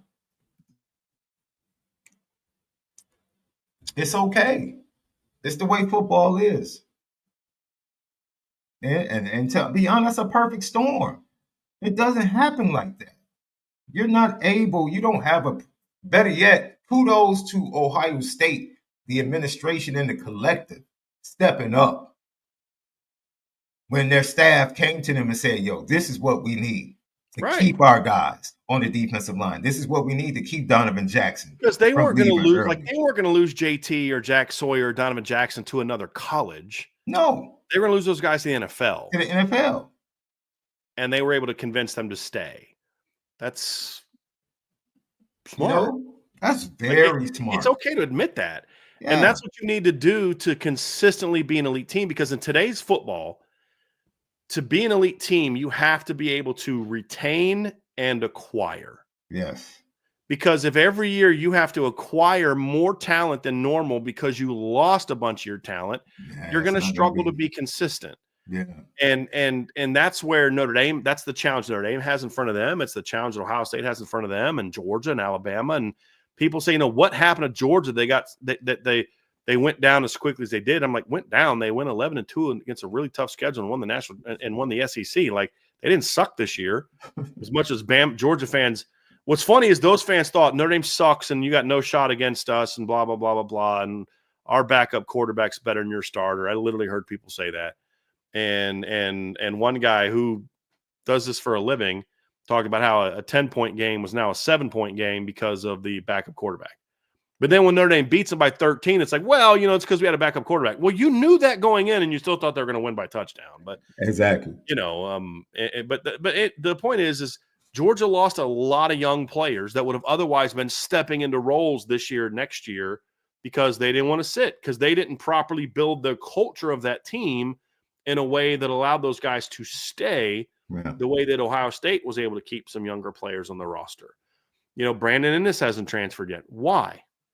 Because Brian Hartline has built a culture in that room of, hey, no, you could go somewhere else to get more money, you could go somewhere else to get more catches. But your time will come, number one. And number two, you stay here and stick it out. You're going to make even way more money down the road because I'm going to turn you into a first-round NFL draft pick. Yeah. And you sold the culture. Notre Dame's doing that. You and I know for a fact that last offseason, Benjamin Morrison had some big-time schools offering him 7-figure deals. Yeah. I've talked to multiple sources, including some inside the program, that talked about how Jaden Greathouse got big offers. This is before the semifinals. Leonard Moore had people coming after him. Jeremiah Loves had people throwing big dollar deals at him. They're staying. Why? Because you have established a culture, but also because you're willing to say, hey, the culture means that you don't have to necessarily match offers.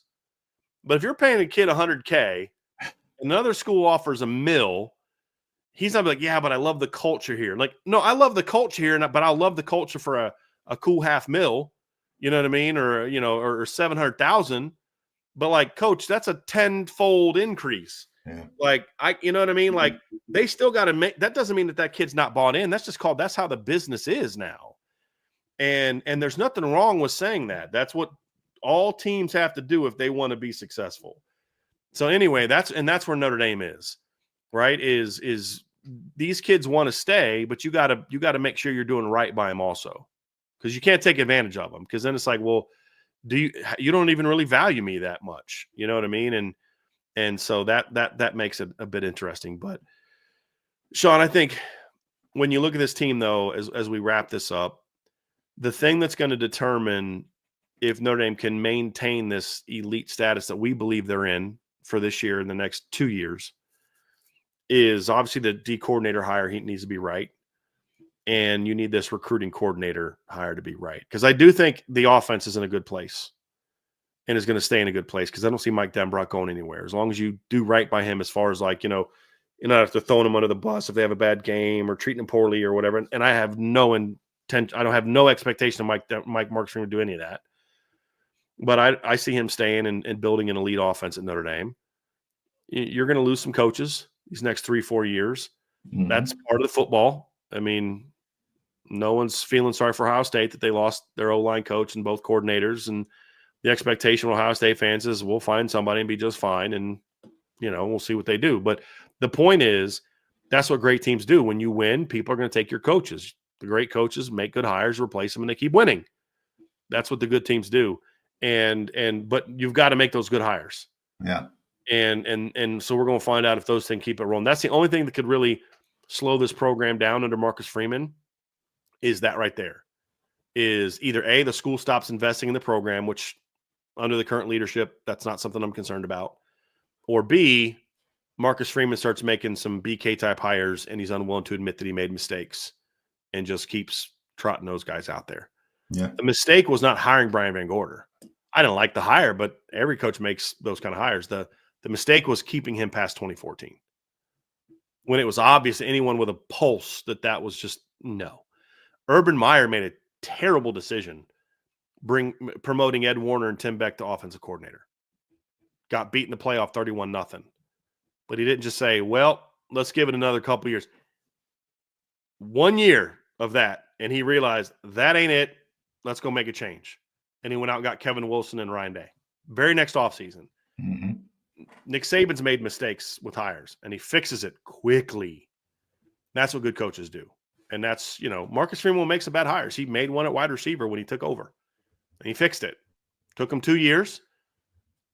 But I think there was no need to make the move after 1 year. There was enough positive going on that you felt like, okay, there's some things got to get figured out, but it wasn't something where a move needed to be made. The recruiting success was going there. And then when it became apparent that a move needed to be made, he made it right after the season and went out and made a good hire to replace him, I think. So don't think he made a great hire with his second OC hire. It's not bad. Like some guy there, he's a bum. Jared Parker's a bum. A bum doesn't set a school record in points per game. You know, like he may not have been elite, and he definitely wasn't, but he wasn't a bum. But obviously, Marcus Freeman knew there was a need for an upgrade there, and they upgraded. And so that's the only thing to me that could hold this program back is those hires get made poorly, and then he doesn't correct them. And but that's the same fear for every program. Mm-hmm. Sean, that's not unique to Notre Dame or Marcus Freeman. That's always true. If Ryan Day goes out there and makes good hires to replace Chip Kelly and Jim Leonard or Jim Knowles, how's that to be fine? They're good because they're in reload mode. If he doesn't, then they'll struggle to win at the same level they have. That's true for everybody. And that's where Notre Dame is at. So we're going to move on to part 3 of our show. That kind of dives into sort of a look at Notre Dame and kind of where they are and our argument that this is an elite team. And I do think they're on that cusp of now Notre Dame can truly go toe-to-toe with anybody, win some, lose some, but there's nobody you're like, God, no shot against that team. I don't think there's that team anymore. There's teams that can beat them, but they can beat anybody on any given Saturday or in the playoff a Wednesday, a Thursday, a Friday, or a Monday now. So it's any given day now. It's not even a Saturday anymore, Sean, but any given day. They can beat anybody. So we're going to move on to our final topic next, folks. But before we do, do us a favor, hit that like button, hit the subscribe button, hit the notification bell, share this podcast with your friends and family. And of course, as always, make sure that you are supporting our channel, but also supporting our brand over at boards.irishbreakdown.com. That's where we have all of our great conversation after the show. It's where we put all of our intel. We're going to have some new things coming out here over the next year that I think people are going to be really excited about. And you can find that at boards.irishbreakdown.com. So, Mr. Davis, let's jump into the final part of today's show. And it's going to be more of a college football at large topic. We're going to discuss who we think the tier 1 teams are, who we think the teams are that are knocking on the door. Now, what we said earlier is we think Notre Dame's an elite team, but they're not a tier 1 team. So let's begin by talking about the difference, because in you and I's opinion, every team in tier 1 and tier 2 is an elite team, but there's levels to it. Yeah. And so you and I agreed on what we view to be an elite team, a tier 1 team before the show. So why don't you kick things off by explaining what makes you tier 1? Because again, tier 1 and tier 2 in our category are all elite. Just like the Buffalo Bills are an elite NFL franchise. Can't beat the Chiefs doesn't make you not elite. Just means you're not the elite. That means you're just not the premier program. So let's kick things off by explaining to people what we view a tier 1 elite program to be and why, and you'll understand quickly why Notre Dame is not in it. So when you asked me this question, I had to give myself parameters, right, to make it make sense, because if I open it up for about 10 to 20 years, then I open it up to more teams, right? So I just kind of whittled it down to a 5 to 7 year span and 3 areas: titles, talent, and then top billing, which talks about the brand power, talks about the coaching power, things of that nature. So with all of those aspects, those 3 aspects, I had 2 teams that were definite as of today, and that's Ohio State and Georgia. Definitely tier 1 programs, all right? I had 2 programs that deserved and met the requirements, but they lost head coaches that were elite head coaches and went through a season of transition. Before this season, they definitely would have been tier 1 teams, elite teams, and that is Michigan and Alabama. Definitely would have been tier 1. However, because of Nick Saban retiring, because of Jim Harbaugh going to the NFL, I gave them a little bit of a bye to see what the new coaches. Kalen DeBoer is an elite coach, in my opinion, right? So Alabama could be right back up there. after this year. They could make a run to the national championship. Michigan, I don't have as much faith, but they have done extremely well in the transfer portal. If the quarterback situation gets solved, they definitely recruited well at the quarterback situation in the class of 25. But, those things, but or Ohio State, Georgia, tier 1, without question. So let's quickly dive into this, Sean. We agree on Georgia and Ohio State. They're very clear there. They're literally they've won 3 of the last 4 national titles. Yeah. Ohio State winning the most recent, Georgia winning the 2 before. And the thing about Ohio State too is this was not some flash in the pan season for Ohio State. Mm-hmm. They won the title, but I would argue they've had better teams than this one, talent-wise. This year just kind of it worked out. But you're talking about a team that in the previous 6 years has gone 14-2, won the championship, went 11-2, made the Cotton Bowl, went 11-2, made the Peach Bowl, went 11-2, won the Rose Bowl, went 7-1, made it the national championship game, went 13-1, played in the College Football Playoff, lost in the Fiesta Bowl. 2018, they had a down season, and I think probably 2018 is as far back as we're going to go on this one, but the 2018 team went 13-1 and finished number 3. So their worst finish in the last 7 years was 10th. They've only had one other season outside top 5, and now they have a championship. Yeah. And the championship is key because they were about to get outside of my window of 10 plus years to really be a championship team. Yeah. And so that title got them back in that conversation. Georgia, obviously, same coaching staff that won back-to-back titles in 21-22. They won the SEC title this year. Their last year, they go 13-1. They don't make the College Football Playoff, four-team playoff because they got beat by Alabama in the SEC title. And so those are no-brainers. And as we said, you have to have won a championship. And so our guy Kenny Moore is talking about how Oregon should be there because they're pushing for titles every year. They've never pushed for a title. Oregon's Luka Doncic. They didn't push for a title this year. Yes, they beat Ohio State in the regular season, but they're not a tier 1 team, just like Iowa's not a tier 1 team who beat Ohio State, just like Purdue's not a tier 1 team. Like there's got to be pushing for – they've never lost fewer than 2 games until this year. They beat Ohio State by a point at home, and they got slaughtered by Ohio State in the in the quarterfinals. They didn't even make the semifinals of it. They've yet to make – they made the championship game all the way back in 2014. Prior to that, they didn't make another playoff appearance until 2024 when it expanded to 12 teams. Notre Dame has literally made more playoff appearances than Oregon has in the last decade. And so, and Oregon is not a team that's pushing for titles. They're a talented team, but they couldn't even win the Pac-12 in recent seasons. And they got beat by Utah twice 2 years ago. They got beat by Washington twice last year. And they got one win against Ohio State and then got destroyed by Ohio State in a rematch. So Oregon does not belong in it. And it's a premier recruiting destination, but that doesn't make you an elite team. To be a tier 1 team, you've got to have a championship or at least played for a championship in the last decade. And if the best you can do in the last decade is a quarterfinal blowout, you don't belong in the tier 1. And if you're going to argue for Oregon, then you have to put Notre Dame in there because Notre Dame beat Georgia. Yeah. They beat the same Penn State team that Oregon beat, right? They have actually been in the playoff multiple times in the last 10 years. Notre Dame has now been in the playoff 3 times in the last 10 years, or Oregon's been in it once, and they were in it the same year. Notre Dame went 2 rounds further and was more competitive against the team that blew Oregon out in the playoff. So if you're going to argue for Oregon being tier 1, you got to put Notre Dame tier 1. And I'm just not doing that. So there's two tier 1s. Where you and I disagree, Sean, is on Alabama. Sort of. I put Bama there. And the reason I put Bama there is they're still Bama. They're still talented. The coach they hired is a proven winner.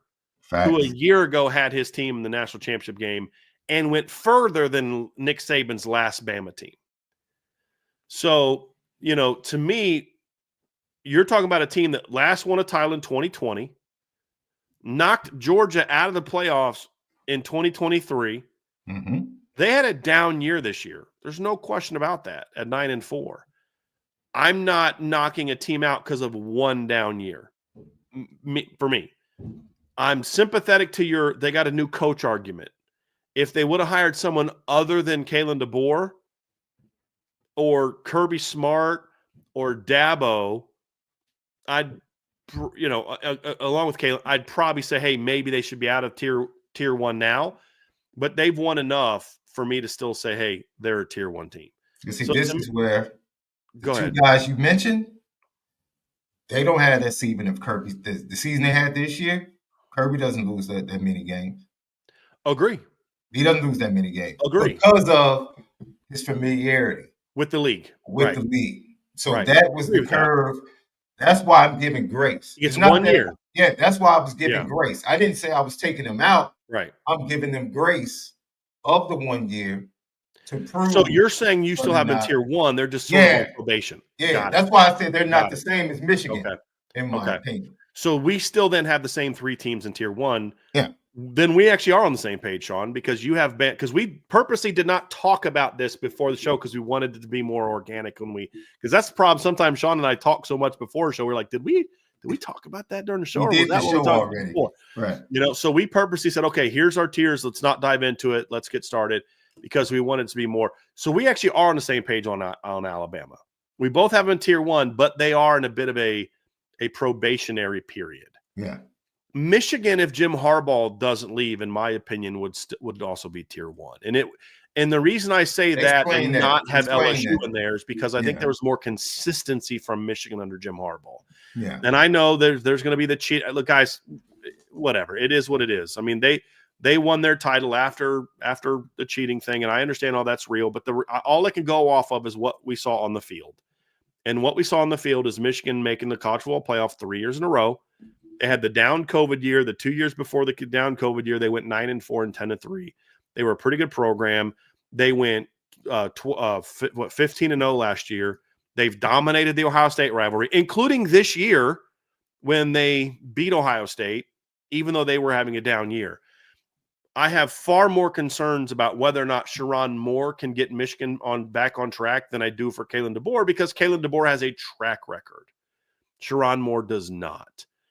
I don't think they recruited all that well in the last couple of years of the Jim Harbaugh era, which is also why I don't think the program that Sherrone Moore inherited was as strong as it. I actually think Sherrone Moore did a heck of a coaching job this year, eventually. Oh, absolutely. It was a little rough early, but the fact that they went 8-5 with that roster is actually, and that schedule is actually not that bad of a year. But I still don't think they have the overall talent on the roster to just get right back on track in 2025. I don't. So they're in tier 2 for me. And they're not even in the top group of tier 1 for me or tier 2 for me because I do think there's enough of a asterisk with Michigan's rise, with the cheating scandal, and how good of a coach I think Jim Harbaugh is, and the question marks I have about the coaching staff in Michigan and the question marks I have about the talent in Michigan, that the title is the only reason I even have them in tier 2. The title is. And the success they had 3 years in a row is because of that. Michigan is closer to knocking down to 3 for me than they are climbing into 1 because their situation is so unique. Whereas Alabama was a giant for a decade, and they replaced their Hall of Famer with a guy who literally just had his team in the national championship game a season ago.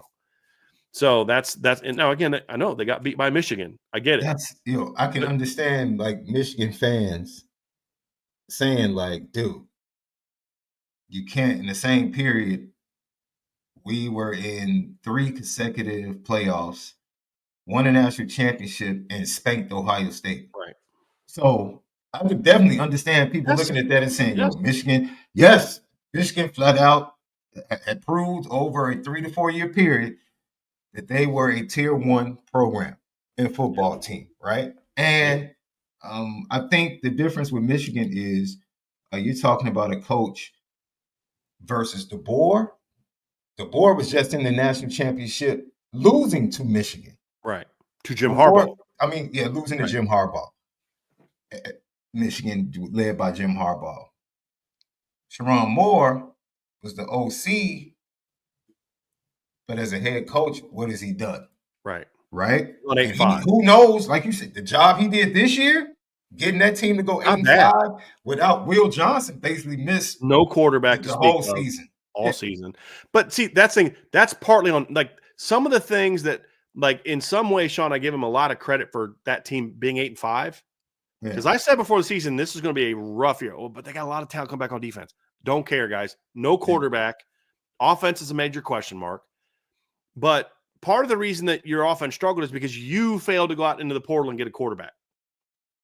Like, some of that's on you. You know what I mean? Like, you're not a new coach that came from the outside. You're part of the staff that failed to recruit in a way where you could overcome a loss by Will Johnson, the way that Notre Dame could overcome the loss of Benjamin Morrison. Now, Jair Hill actually played pretty well when Will Johnson went out, but I still knock him too for the you chose to go into last year with that quarterback room because there was guys out there you could have got, and so that's why that was by choice. I think that was by choice, right? And you only make that move if you know you have the cushion of the national championship. Right. Like, I don't have to force this. I think that was a mistake, though. It could be. Because none of the... You don't rush Jaden Davis. You don't rush your freshman. You let him develop, right? Because you have a guy. You don't rush him. You let him develop. Could you have gone and got a tweener? Possibly. You know already, look, we're going after this local kid that's the number one quarterback. I think Sherrone Moore had a plan. Was it the right plan? That's debatable, but I believe he had a plan. Like, I'm not about to rush. I'm not to overspend and rush just to get back to where we just came from. I'm going to do this and lay the groundwork the right way. It's going to be a rough start, but eventually, if we do what we're supposed to do as coaches, by the end of the year, we'll be setting the tone going into the offseason. I mean, they did. They beat Indiana. They lost to Indiana, but then they beat Ohio State. They beat Alabama. But my issue is this, Sean, is you get a better one-year rental at quarterback. None of the guys on your current roster are the future because you also know we're trying to get Bryce Underwood. And he was committed somewhere else. But if you're not going to rush Jaden Davis, then it's even more reason to bring in a veteran quarterback that he can learn from who's actually a proven player. He would have learned a lot more from I can't even think of names they could have got, but like there's guys out there that were way better than Davis Warren and Alex Orji. And that's a bit of an issue because how would he be doing on the recruiting right now if they went 10-3 as opposed to 8-5? And that's kind of where I'm coming from. So, and then somebody in the chat just said, no Saban at Alabama means no tier one. The same person, my guy Kenny, who said Oregon should be tier one. I just want to remind you that the guy at Alabama went 3-0 against Dan Lanning when he was at Oregon, including beating him twice last year. I don't understand how you can make the case that Kalen DeBoer being at Alabama means they're no longer tier one when Kalen DeBoer just in the last 3 years is undefeated 3-0 against Dan Lanning in Oregon. I don't understand how you can make that argument. What's Dan Lanning's record? The only argument you can make is a lot of recruits want to go there. So freaking what? A lot of recruits chose to go to Auburn this offseason. Doesn't make it tier one. No, not at all. What's his record, by the way, against Kirby? What's Dan Lanning's record against Kirby, Nick Saban, and DeBoer, Kirby, and it was somebody else. I forget the third coach. It's like 3 coaches. His record is like 1-6 or something. It's just I think it was Kyle Whittingham, right? Is it Whittingham? Yes. It's like 1-6 against 1-6 against those 3. Yeah. Got a win over Ryan Day and James Franklin. Yeah. Nice. Okay. But then you went out and got smashed by Ryan Day in the rematch. So if you're gonna argue for Oregon being in tier one, then you better be arguing for Alabama to also be in tier one since their head coach basically right now owns Dan Lanning. I would say Oregon. Sherrone Moore more wins over Kalen DeBoer than Dan Lanning has. Yeah. I would argue that Oregon underachieves because of the investment they make. Clark Lee has more wins over Kalen DeBoer than Dan Lanning has in a third of the matchups. So, did I just see that correctly? Notre Dame is the blue gold game is going to be on April 12th. Oh, they moved it up a couple of weeks. Originally, it was supposed to be the 26th, right? 26th. Yeah. That's weird. That is weird. Yeah, very weird. Okay. What is that? That's like the week. Does that line up with kids being done with finals? Are they I have trying to no keep idea. We'll give look the kids more a into that chance? and talk about it later. I just saw that email come across. I saw it as well. Yeah. That's really weird. Anyway, so tier 1, Sean, we're on the same page. It's Ohio State, Georgia, and Alabama. Alabama's on probationary status. If they don't make a significant jump this year, meaning like you're in a playoff, you're showing you're on track, then I think it's safe to remove them because Kalen DeBoer has to prove he can win at Bama. He proved he can win at Washington. He hasn't proven that he can win at Bama because it's a different animal winning at Washington than it is at winning at Alabama than it is at Washington. So we'll go there. Tier 2, Sean. So you and I have put tier 2 into sort of a brackets, right? There's the teams that I think are trending in a really good direction in tier 2 and teams that are sort of hanging on to tier 2 status. And I know one of these people are going to disagree with strongly, but there's 3 teams that you and I view as those next in line tier 2 teams that are beating on the door to become tier 1. And the reason that some of these don't have it is because they don't have the marquee wins that you need to get there. And here's the 3 teams in order for me. And you tell me what your order is afterwards, Sean. Notre Dame's number 1. Texas is number 2. Oregon is number 3. Now, the reason that I have them in that order, and I thought about flipping Oregon and Texas, but Notre Dame number 1 because Notre Dame has the kind of wins that Texas and Oregon don't have yet. I don't know how you could put Texas ahead of Notre Dame. Texas has they had 2 playoff wins this year over lower ranked teams that were significantly lower than them. And then they went and played Ohio State in a competitive game, but they lost. But they also lost twice to Georgia. So Texas went literally 0 this year against teams that were on their level talent-wise. Whereas Notre Dame goes into the playoff, they go down, they have a similar win, both won on the road by 10 against Texas A&M. They go out and beat Georgia, beat Penn State, and then lose to Ohio State also by a similar margin. And I'm not one of those like, well, Notre Dame lost by less points at Texas. Texas was closer to tying that game up in the fourth quarter than Notre Dame was. Texas was at the 1-yard line with a chance to tie. Notre Dame needed a stop before they had a chance to tie. So I give them a lot of credit for how competitive they were against Ohio State, but they also lost twice to Georgia. Now, one was a close game. But I look at that. I look at him going out in the playoff last year. Yes, it's great they made the playoff last year. They beat Alabama. It's a big win. But then they got beat and outplayed pretty thoroughly by Washington last season in the national championship game. So I put Texas behind Notre Dame because Notre Dame has won some of those games Texas hasn't won, but they're all still knocking on the door trying to get there. Notre Dame has also gone further under Marcus Freeman than either Steve Sarkisian or Dan Lanning have done in Oregon or Texas. Texas has never been past the semifinals. Now, Texas has been there twice, which is why I have them ahead of Oregon. We say, well, they got there in an easy year where they had to deal with in the Big 12. The Pac-12 wasn't exactly a juggernaut in 2024 or 2023 or 2022, 2 years where they flat out should have been in the playoff one of those 2 years and couldn't get it done. And why? Because Kalen DeBoer outcoached him twice in 2023.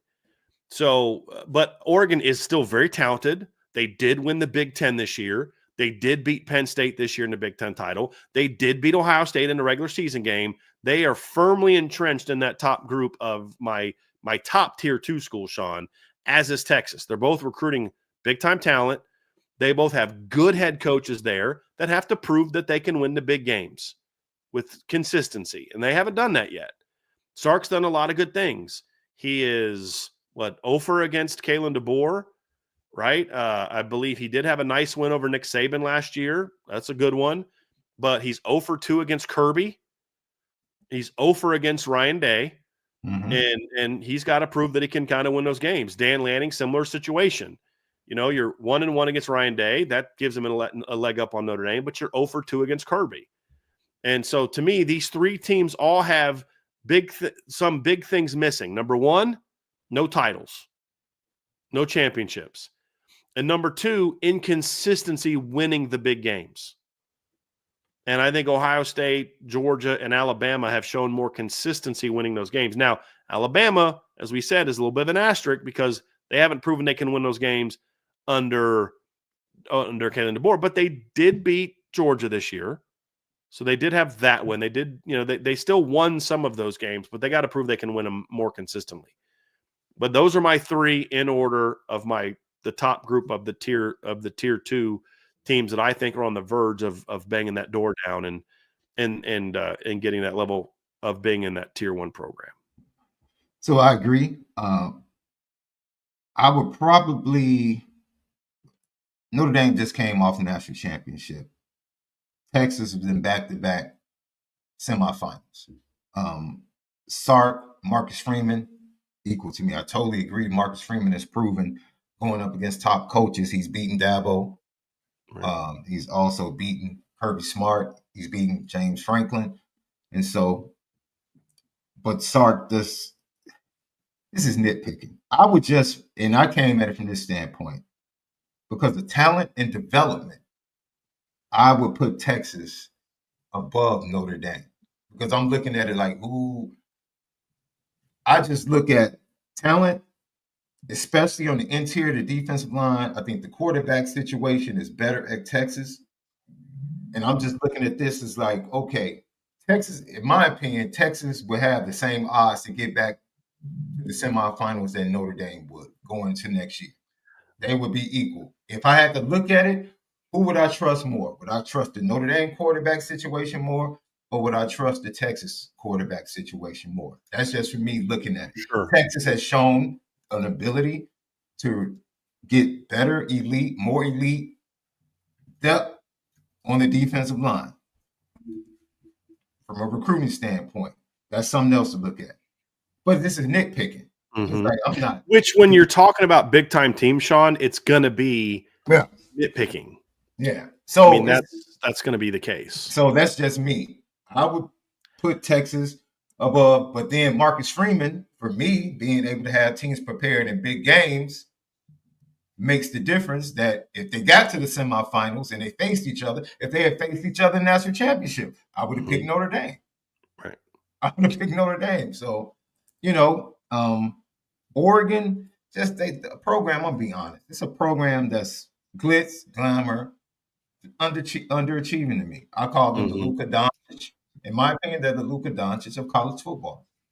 Yeah, they could be the greatest thing ever, greatest offense, but when it comes down to it, toughness and being able to stop people defensively, I don't see it when they need to, but they can give you all the glitz, glamour, great program, great uniforms, different uniforms all over the country, all of that. Invest, of course, they're going to invest. Phil Knight alone, yeah. But I actually think that is a knock against them. Yeah, and that would be my pushback against Texas, Sean, is because if all those things are true, then why doesn't Texas win more? And you even said I'd take Notre Dame over Texas. Right. So, like, to me, the fact that is the question mark and they do recruit a certain way is why I think as a program, looking at it as a whole, like this year, I would have taken Notre Dame's quarterback over Texas's quarterback. Yeah, but I'm projecting to next year. But like this year's part of the conversation. And I think that I would trust Arch Manning more in September, but I am on record as saying that I thought CJ Carr was a better quarterback than Arch Manning. I thought Arch was a very good quarterback. I had him as a top 50 guy, not a 5-star, top 25 guy. I think the name. Look, if his name was Arch Jones and his dad was a UPS driver, which like my dad was, I think he's a top 50 quarterback coming out. I do. I think he's very good. And you have to give credit. An elite number 1 overall type of guy. Yeah. You have to give credit to, Texas has been the back-to-back semifinals. Mm-hmm. No doubt. That's why Notre Dame just had this one season. And but their first one, they did it by playing in the Big 12. That's my only kind of I push don't see, bit. for me, that doesn't, Texas was Texas before they got to the SEC. No doubt, but It's like, but Big different type 12, of run. SEC, it's a different type of run from a Yes. respect standpoint. Oh, I respect it No, because they no, did it no, in the not from SEC. respect. No, it's not that. It's more of a difficulty of getting there. And then, but what do you do when you get there, right? Like But I feel like that team could have done it the year before.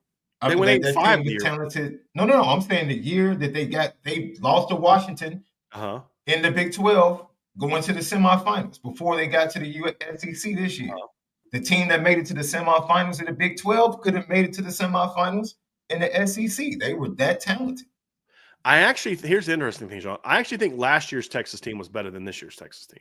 That's fair. I think both teams Talent-wise. still could have made it. If we're talking about an extended the playoff, they didn't have the expanded playoff. Let me rephrase. They made it to the I would not playoff.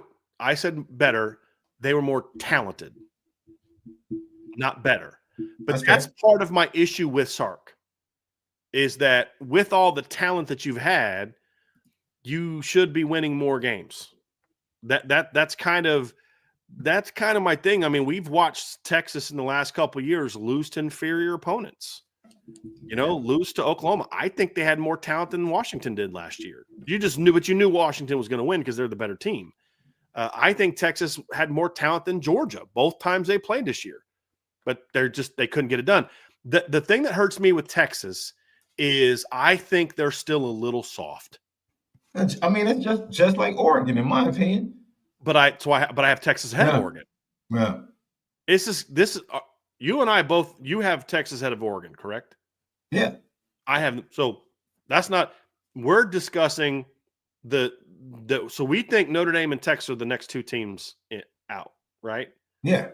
We're just debating, should it be Notre Dame first or Texas first? That's it. Yeah. We're the same with Oregon, and that to me is why when I look at Texas compared to Notre Dame, the reason I have more faith in Notre Dame is because I think Notre Dame won't get punched in the mouth and basically bow down like Texas did. Yeah. That's my issue. Because my thing is, with all the talent that Texas had, they still got smacked in the mouth by Georgia twice this year. Their loss to Georgia at home is by a margin of defeat worse than any loss Marcus Freeman's ever had. Mm-hmm. And that's the thing that's like, because they have so much talent, they shouldn't be getting beat by Oklahoma last year.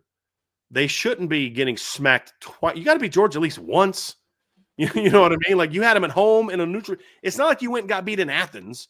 Mm-hmm. You got beat by 15 at home in a game where they just beat you up physically the entire game.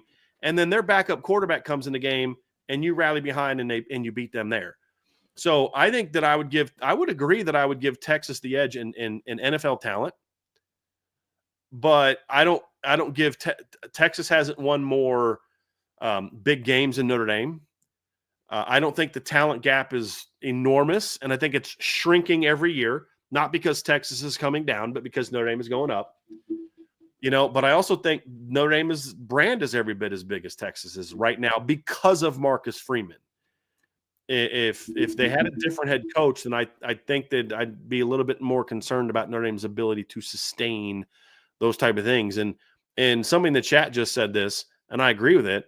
I think Steve Sarkisian still out-coaches himself way too often. Outthinks himself? Yeah, and that's a knock on him a little bit, where I think Kirby did that a little bit early in his career.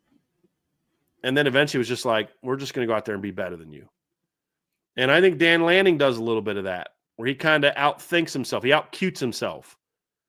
And those are things that to me are why they're there. But here's the reality. All three of those teams are make this adjustment, make that adjustment, get better in this couple areas, and you're beating those teams. There's no doubt about that. Yeah. And I think, and I'll say this, Sean, and I want your response. There's a big gap for me. Now, I think these other three teams that we're going to discuss, there's one team that's on the verge of being with these three, and then there's a big gap between these three and the bottom two of tier 2. Yeah. For me, you said something, and I think Marcus Freeman talks about it, but he really wants to be about it. When Marcus Freeman says this is going to be an offensive and defensive line driven program, he's not just blowing smoke. Sark and Dan Lanning can say it, but when the rubber hits the road, that's not what they go to. That's not what they go to. That's not what shows up.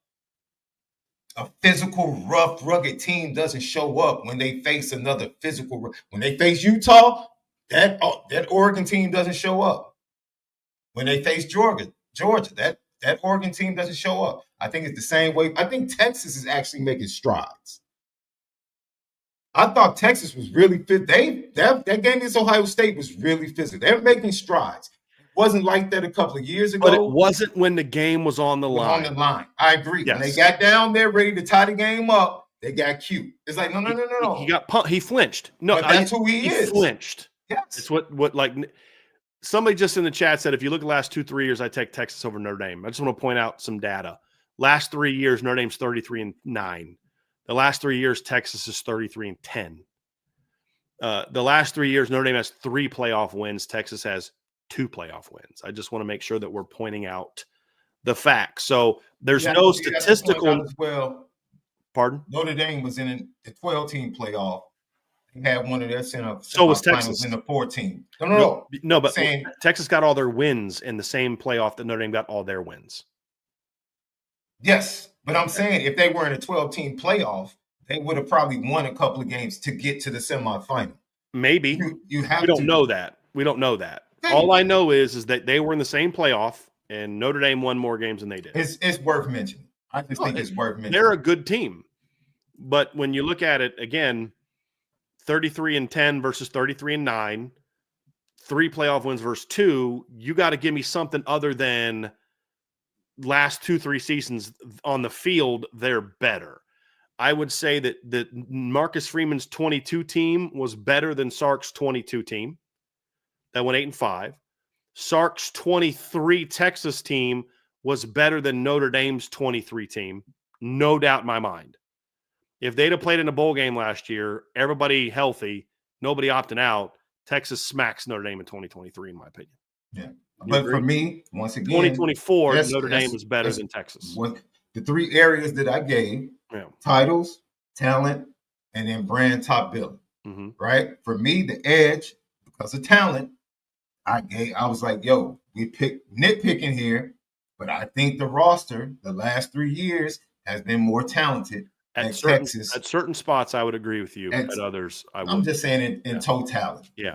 Especially if you look at elite talent that goes to the NFL, drafted, all of those things. But you have to counter that Texas goes to the portal a lot more at different positions than Notre Dame. So, I mean, it's a nuanced conversation. The 3 we got are the same.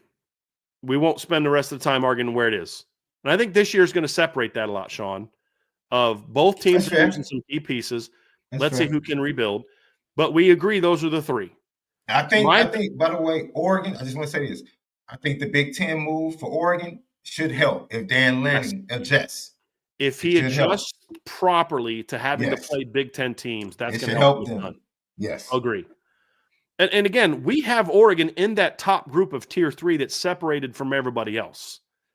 And so they're not that far off, Sean. Neither's Texas, neither's Notre Dame. It's just you got to make some tweaks within your program to get over that hump, no doubt. Mm-hmm.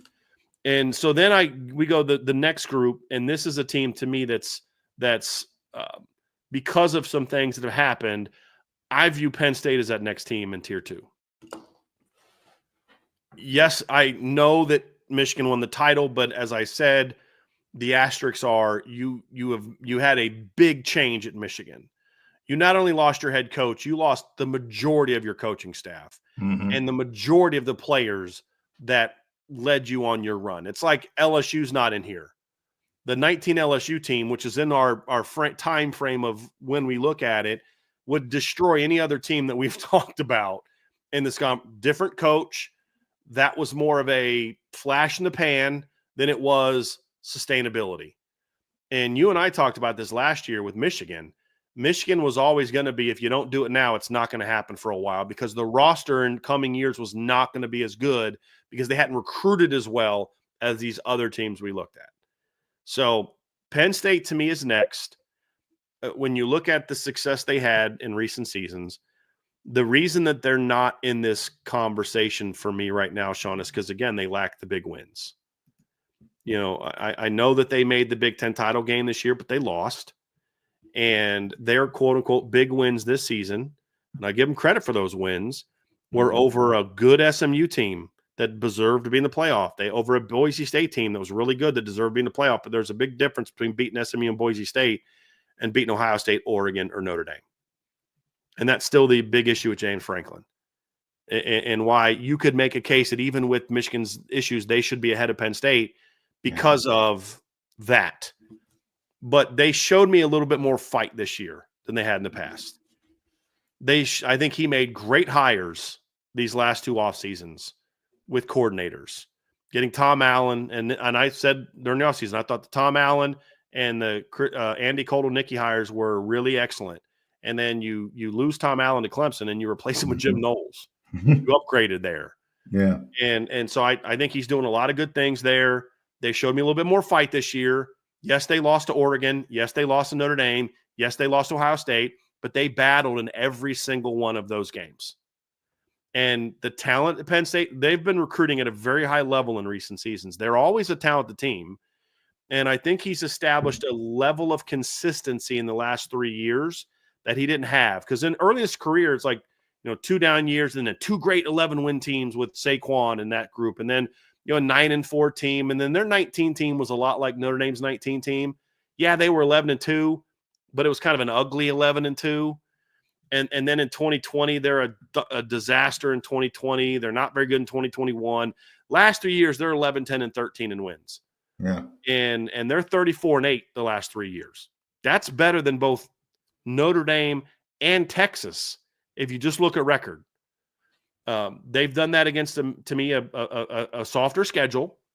They consistently lose the big games, but they're closer now to winning some of those games than they have been in the past. They're recruiting at a high level, and I think James Franklin has figured out how important it is to have good coordinators, and he's made good hires there. So they're kind of knocking on the door of jumping in that group with Tennessee, with Texas, Oregon, and Notre Dame, but they're not quite there yet. But I do have them ahead of my next 2 Tier 2 teams. Penn State for me, it's just baffling, right? Definitely has the brand power, the top billing. They definitely, especially on the defensive side of the ball, offensive line, running back, they've been able to create and recruit and develop NFL talent. No titles. No Big Ten titles, because I would even give them more credit if they had a few Big Ten titles sprinkled in there for James Franklin. But for some reason, 16 was their last one, right, Sean? Which is outside the 5 to 7 year window we've talked about. Yeah. So with that being said, I agree they're Tier 2, but it's almost like I don't even want to put them in Tier 2. Yeah, because I just don't believe in James Franklin. I just don't. And it's so, I don't watch the end of the game. They throw the interception and James Franklin's reaction. But I want you to watch the ref that was to his left. Even the ref was just like, oh boy. Like this is a typical James Franklin Penn State way of losing this game. And it's like a huge elephant in the room. I think he's done things to solve issues, right? I have no clue why they can't recruit wide receivers at Penn State. And the guys they have recruited, they haven't developed. And that's a recent thing because, like, in 2016, they had some legit pass catchers. I mean, you had Mike Gesicki at tight end, but you also had Chris Godwin at wide receiver. You had James, or you had, what's the kid's name from Jersey they had recently? The short kid, Dodson. Jahad Dotson. Jahad Dotson. They've had some guys. They haven't developed them. I mean, they got Caden Saunders. But you think they would be able to get 2 or 3 in every class? Have. I mean, how fired up was Notre Dame about maybe getting Caden Saunders a couple years ago? Just haven't developed them. Yeah, they just haven't developed them. So Amari Evans kid is a talented kid. I think that's more of the Melville thing, but I think that's something where I have zero faith in James Franklin. But why I thought this year's team was going to be better than the previous year's teams was because I thought he made the kind of coordinator hires that can overcome him. And I think that's important. But the team is always going to be a reflection of the head coach, especially like you squeeze toothpaste. The only thing that can come out is what's in the tube. Yeah, which is why I don't think Penn State ever wins a title under James Franklin. No. But they're talented enough and dangerous enough that I do have them in tier 2, but behind because I think those 3 teams all have a shot to jump into tier 1. I don't think Penn State does. Let me ask you a question, because you talked about flip-flopping Jeremiah Smith, right, in the national championship game. Flip-flop Freeman and Franklin in the Orange Bowl.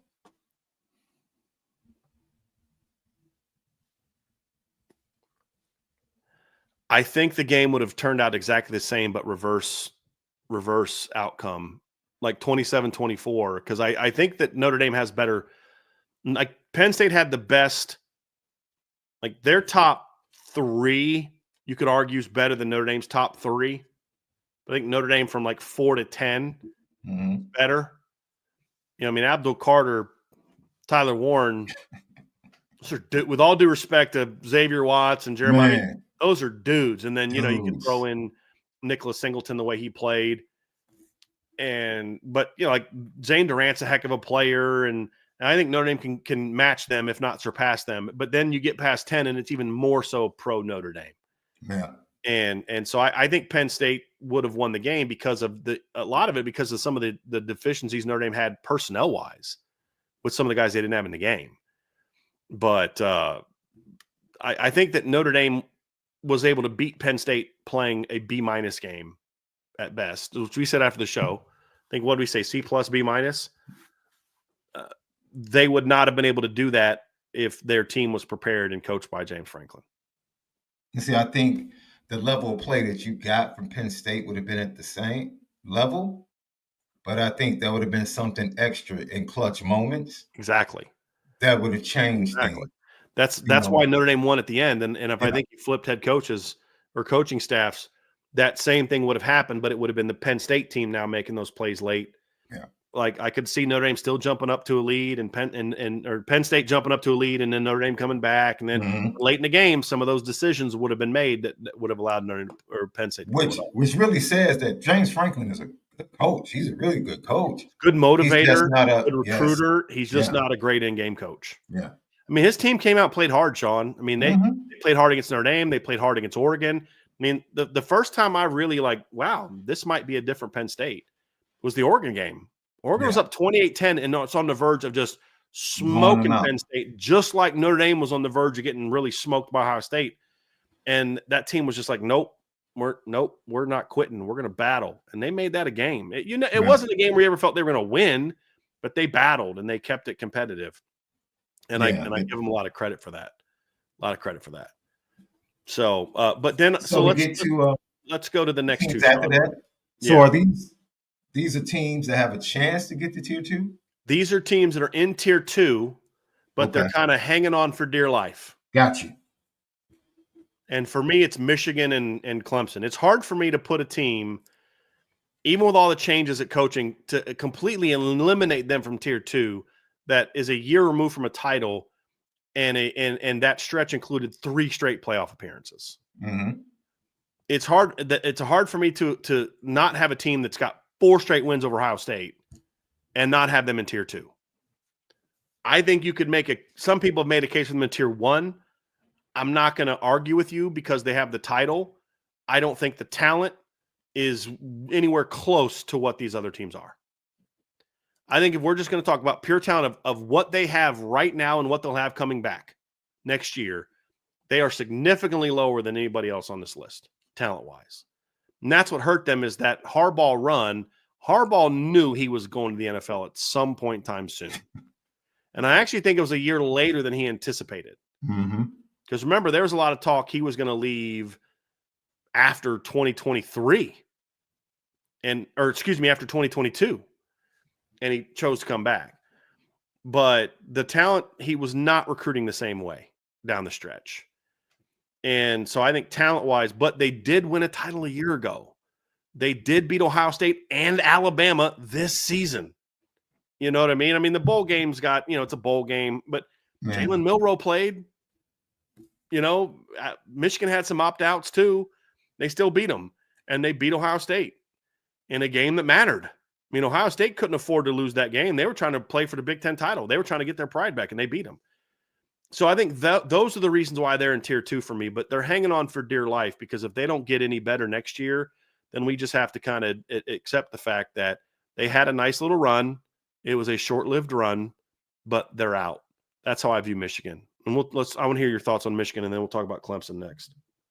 Well, I had Michigan in tier 2. We both agreed that, we definitely would have understood them being tier 1 if, Jim Harbaugh stays as the head coach, because that talent stays and they probably add to it.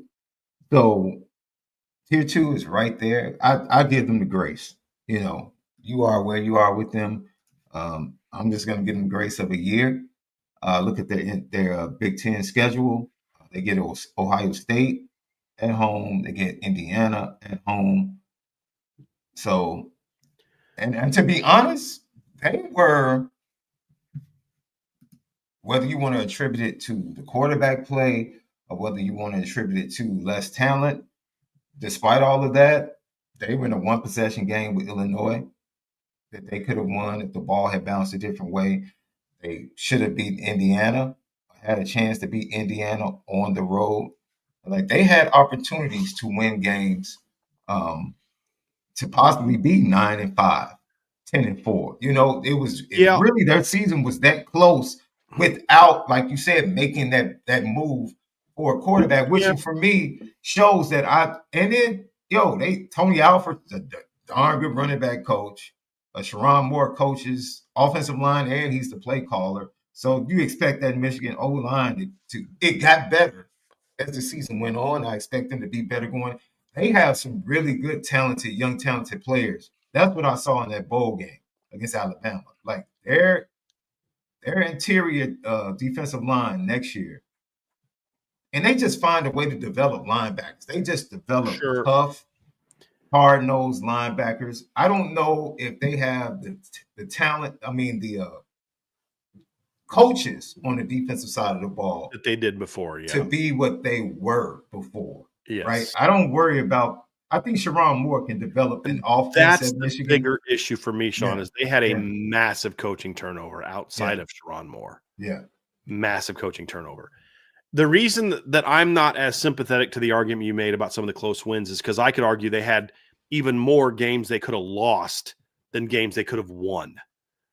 Like, the one possession game against Illinois is a game where they still lost by 14. Mm-hmm. The Indiana game, I think they led 3-0. And then at one point in time, Indiana was close to running Michigan off the field. It was like 17-3, and then they kind of let Michigan back in. They got very lucky beating USC. They almost lost to Minnesota. They almost lost to Michigan State. And in the loss to Indiana, to me, is you were as close to winning that as you were to losing to Ohio State. The other thing that I would say, Sean, is, and I'm very curious your thoughts on this, if they would have lost to Ohio State, I probably would have dropped them from tier 2. Say it again. I think if they would have lost to Ohio State, because then they wouldn't have played Bama in the bowl game. They'd have played somebody else. If they would have lost to Ohio State and finished that year 6-6, and then play nobody in a bowl game and go 7-6, let's just say, I dropped them out of tier 2. I think that, for me, that win over Ohio State showed me that, you know what, there's still some fight left in them. There's still some talent. There's still enough talent on that defense to shut down this Ohio State offense. And I know the game plan was bad and all that, but you still had to go out there and make plays. There's still enough there that I'm not ready to drop them out. But if Ohio State would have beat them and they'd have finished 6-6, that's enough of a drop-off for me to take them out completely of tier 2. You know, someone can relate to this. You know how you go into a home and you say, "Yo, we have to upgrade here and there. We got to upgrade the kitchen. We have to upgrade the bathroom. We have to upgrade here, there. But it's got really good bones. And see, that's what I felt like Sharon Moore and his program showed. Like, yeah, they did beat Ohio State. And they did do it the same way they did it under Jim. They punched them in the mouth. The program still has good bones. Now, what are the upgrades going to be? How are they going to decorate that thing? Right. We'll watch it play out. But the program showed that Indiana game, like you said, they showed toughness. Like, they could have been thrown off the field. They didn't quit. They come back. Man, double-digit, 21-point underdog going into the horseshoe. They believe we're better than you. Yeah.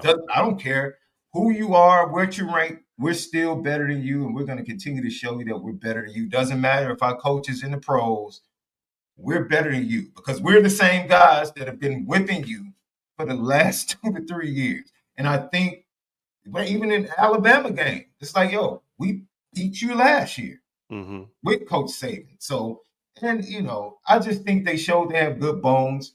And that's why I give them a little bit of grace because I think, like, okay. So you're agreeing with me. The way they finished is what kept them in year two. Absolutely. Right. Absolutely. But even in that, if they hadn't beaten Ohio State, it would have been expected, right? I think for me, the grace comes from the fact, okay, you showed me something, right? Just like with Alabama, I think beating Georgia showed me something. Like, okay, like, the fact remains. If they'd have lost to Georgia, then we would have had to have a different conversation about where Alabama. Absolutely. Yeah. So, I mean, you have to find those things, those little Clemson. Interesting conversation for me. Yeah, let's go to them, Sean, because here's my thoughts on Clemson. Clemson was descending for a couple years. Yeah. And they're at this point now where we're going to find out if Dabo still has it or not. Yeah. Because part of the reason for the descent was the talent just wasn't there. And the coaching wasn't there. He made a bad D coordinator hire after Brent Venables left. With all due respect to Wes Goodwin, it's not a good hire. And it showed, especially this year. They should have been a lot better on defense this year than they were. But a couple things that I saw, because that program was on the verge of falling out completely, just like Michigan was. They're sitting there at 9-3. They've literally only played 3 good teams all year, and every single one of them smacked them in the mouth. They're getting ready to go play SMU in the title game, and I think they're done. I think SMU is going to beat them, and they're going to go 8-4, 9-4, and they're going to play some bowl game nobody cares about. That win over South Carolina late in the year, that loss to South Carolina late in the year, I thought was going to be sort of the death of yeah. And then they went out and beat SMU, which gave them some life. Yes, they lost to Texas, but they showed me a lot of fight and playmaking ability in that game with a lot of young players that they hadn't shown the previous 2 years.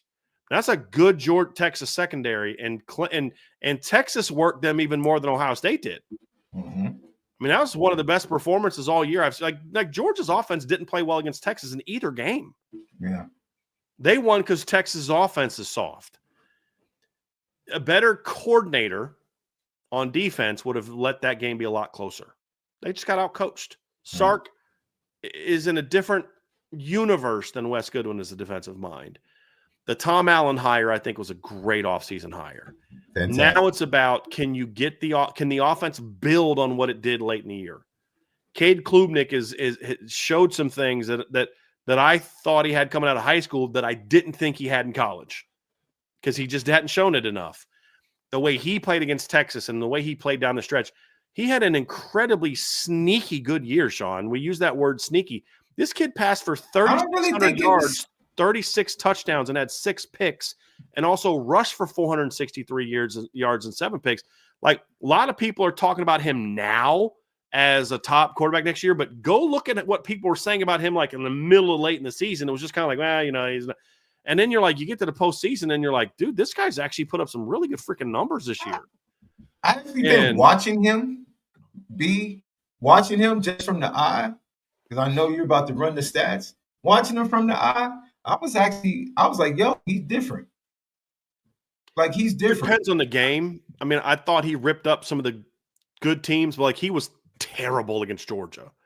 Just awful against Georgia. Yeah, Didn't play that great against Florida State. He wasn't very good against Louisville.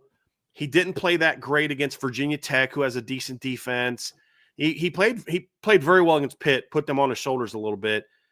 Played okay against South Carolina, but then just made the big mistake late. Couldn't get the ball in the end zone when they got in the red zone. I mean, so he still had some of those big game moments, but what he was doing in those other games, he wasn't even doing that last year. Yeah, that's for me. That's what was different. At the end of the year, and you're just like, this kid's taking. And we forget he's just a junior. He's a true junior. You know what I mean? Like, but he took some of those steps. But the SMU and Texas, because SMU has a pretty decent defense, and Texas has one of the best pass defenses in college football, and he shredded both of them, and was making some throws in that Texas game, Sean. Where you're just like, that wasn't even Texas making. I mean, like he threw a throw to the tight end. Yeah. Where there's literally a safety behind him and a linebacker or corner in front, and he just puts that ball on a dime, and you're just like, that's not play calling. That's just like a quarterback making a throw that just not a lot of other dudes can make. Yeah. That's what was different.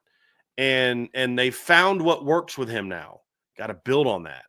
And the thing that excites me if I'm a Clemson fan is almost all those dudes are coming back. Now, they have some question marks at running back, and their offensive line – underachieved for me this season. Matt Luke's got to get that thing going better. Yeah. Just does. I agree. Their defensive coaching staff is going to be important to see how they can go because they had way too much talent on defense to be as mediocre as they were on defense this season. They had way too much talent on that defense to get bullied and pushed around by Louisville the way that they got bullied and pushed around by Louisville. And by South Carolina. Look, Sean, here's the deal, man. When you've got cats like TJ Parker and Peter Woods and Barrett Carter and who's the big kid? Cape Hart, Peyton Page, Woody Woodaz. When you got those type of guys, you should not be getting bullied the way that they did. You should not have 1, 2, 3, 4, 5 games where teams run for over 200 yards on you. You should not be getting gashed in the run game the way that Texas gashed you. You should not be giving up 288 to the Citadel. You should not be giving up 267 to South Carolina. You should not be giving up 236 to Stanford, 179 to North Carolina State, 210 to Louisville. Those games should not be happening when you've got that. Now, yes, they're young. I get that. They're not any younger than what Notre Dame was for the most part this year, especially in the postseason when Riley Mills went down. And that's why the Tom Allen hire to me is kind of like, I think of like a superhero movie or like an action movie where like you think the person's dead and it's, that scene where they're trying to revive them and all of a sudden it's like beep, and all of a sudden beep, beep, their heart they got revived a little bit late in the season. And I mean, and for a team that lost 2 of their last 3, think about that. We're saying this about a team that lost 2 of their last 3, but in that loss to Texas, they showed, hey, we still have some dudes. We just got to coach better. The margin for error is much smaller, though. Much than smaller. What it's been at Clemson, right? But Tom Allen's hire, I think, could help fix that a little bit. And they've recruited better the last couple of years where they had especially offensively. Yes, they had taken a step back recruiting. I think they've ramped that back up. Dabo has shown that he's willing to embrace the portal a little bit more, getting a kid from Purdue at defensive end. Because I like their DNs, but what they were missing is like they were all power ends. Power ends, yep. Like they had 2 deep. Like it was almost like they were starting like Khalid Kareem and like 2 Khalid Kareems at defensive end, right? Like you need your Khalid Kareem, but on the other side you need your Julian Aguar, Jalen Hayes, right? Yeah, and Will Help gives them that, and so I like that compliment a lot more. So if Tom Allen can kind of get them rolling this year, and the talent's there. They're going to have some losses. Obviously, they're going to lose. I believe Barrett Carter's done, right? I think his career's over. But they got some really talented kids coming down the pike, Sean. And I think that hire, to me, was the thing that resuscitated them a little bit for me. Is because I do think the talent's there. I didn't know if Dabo had it in him to make that kind of move because Dabo's a very loyal coach to a fault. And, making the move that he made, I think resuscitates them a little bit. So they stay tier 2 to me. Yeah. I know that they have their title is just on. I mean, next year, after next year, their 2018 title doesn't mean anything to me anymore. Yeah. But within the 7 years, so 24, 23, 22, 21, 20, 19, 18. So in the 7 years we've talked about, they won a title in 18. They made the playoff and they played for the title in 19 and lost. They made the playoff in 20, and they made the playoff in 24. They've made the college football playoff 4 times in the last 7 years. Now, they're further away from the title, but even if you take that title team away, that's still 3 other playoff appearances, including this year. Mm-hmm. Now, of course, they backed in a little bit, but they did what they needed to do and beat a good SMU team to get there. So they are on their hold on being in tier 2 is a lot like Alabama's in tier 1. This year needs to show us that you're on the way back up. Not that your record's better, but you got to start beating some of the good teams because last year they went 1-4 against good teams. Yeah. For Clemson, that's unacceptable. Yeah. And if they do that again, then you're gonna see a little bit of a step back. Here's the thing, Sean, they have that opportunity this year. In game one, they get LSU. They got to play they play SMU at home. They got to play at Louisville. They got to play at South Carolina. So they're going to get their shot this year to kind of show, hey, we're not that team anymore. We're going to get back to where we've been. And if coach can't get them back to that this year, then you have to start to say, look, they're a good team still, but they're not that team. But they're not the team they used to be. Yeah. I think for me, it's obvious that all the titles are almost out of reach of that 5 to 7 years. I don't think the talent top to bottom is the same.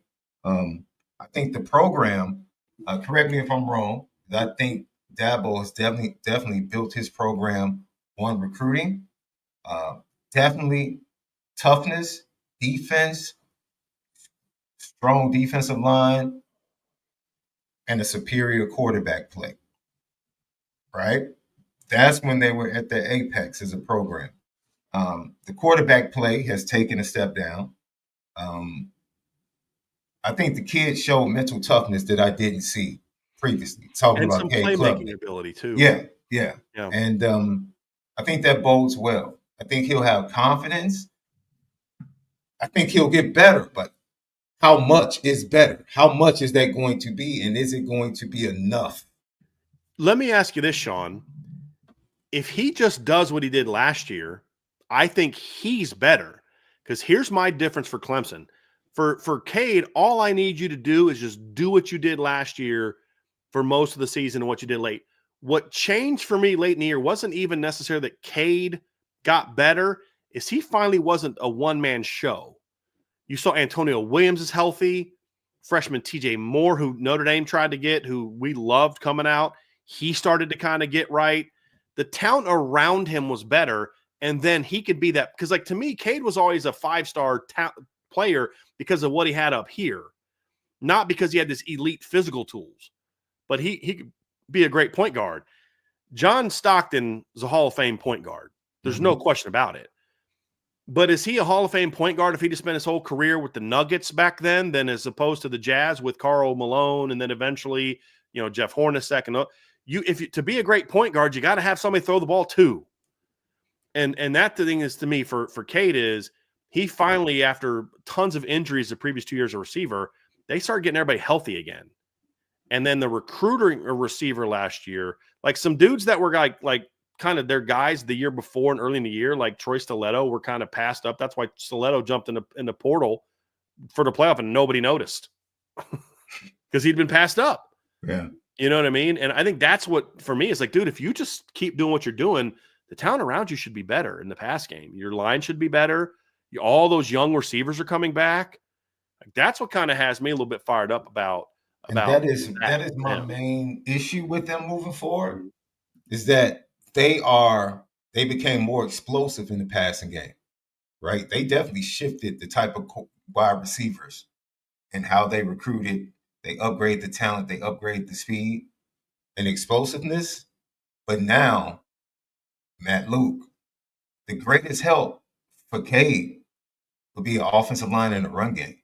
That because that plays into what you want to do defensively, right? Because he's not Trevor, he's not Deshaun, so he's not even Tosh Boyd. Yeah, in my opinion, and that's not a knock right. on him. But like Tosh could kind of put that team on his shoulders a little bit in a way. Cade can be an outstanding point guard, exactly, but he is a John Stockton type of point guard. He's a Dennis Johnson type of point guard. He's a Jason Kidd type of point guard, not a scored Steph Curry. DJ did win a championship with the Supersonics. He won 2 with Boston. But he was a great facilitator. Yeah, that's what made DJ great. DJ wasn't scoring like Dennis Johnson was the late great Dennis Johnson was not a Hall of Famer because he was a guy that would go out there and score, 40 a game.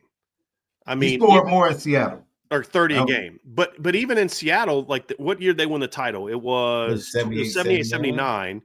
He scored 15.9. He never scored 20 a game. He scored 15.9. That's almost the same amount he scored in 84 with the Celtics when they beat the Rockets. Or no, when they beat the Lakers in 84.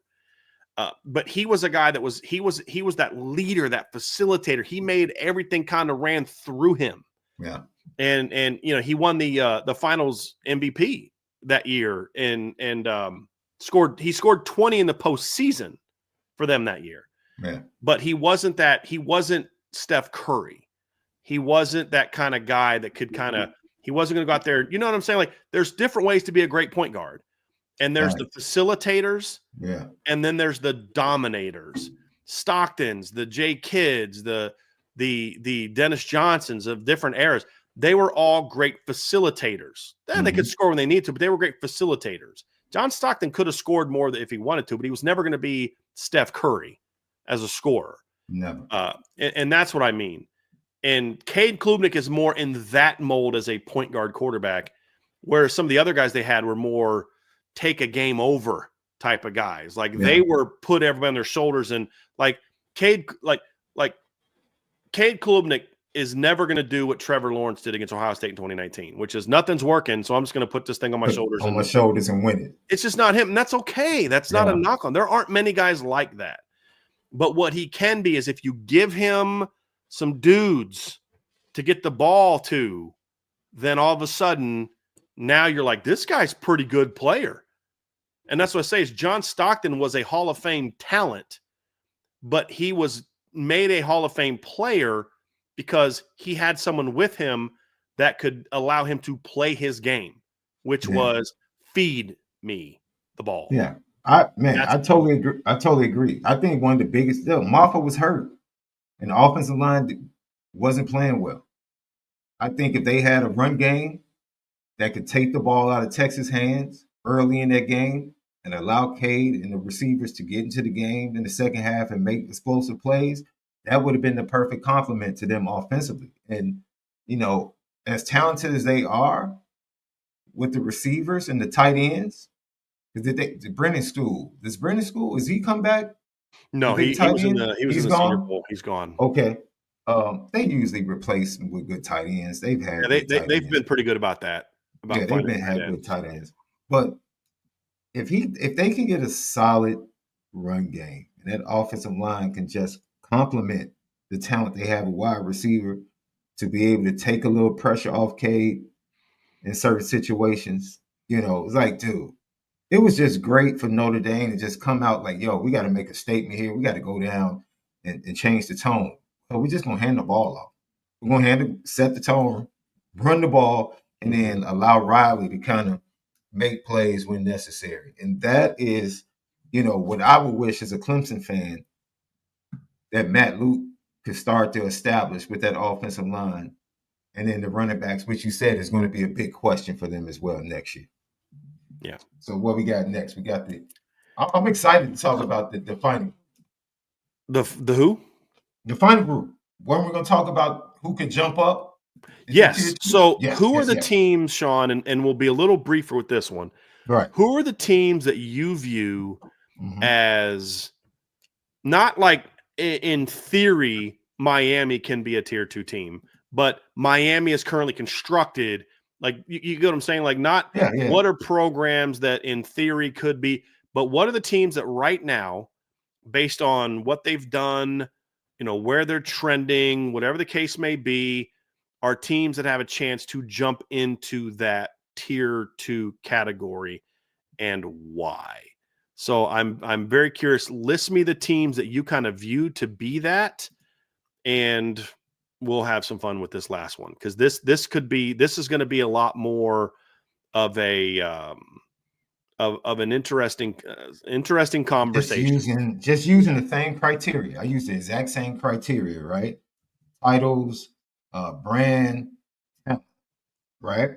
I really believe that Texas A&M under Mike Elko has an opportunity to jump up into tier 2 over the next couple of years.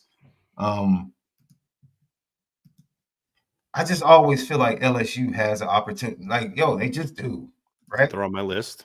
The state is fertile with talent. They always have talented teams. They're in the SEC championship game 2 years ago. 2 years ago, they can make the right hires. This one is a long shot. And I think it's a long shot because I really believe in the coach and the staff that he's put together, but I'm not sure if he can keep things rolling. I really love what I'm seeing from Arizona State and Coach Dillingham. I really do. I really think they can kind of establish themselves possibly as that top team in the Big 12 moving forward. I really do. I really respect what he's done. I respect the toughness of his team. You know what I'm saying? Because they were on the verge of being blown out by Texas. And that's when you see like the bones of a program. Like what are these players holding on to? And they did that without their explosive number 1 wide receiver. Their quarterback, I just really think the way they're recruiting, from what I'm hearing, they're doing a fantastic job out west in Las Vegas, Nevada, Arizona. They're really Texas. They're really racking up, doing a great job in recruiting.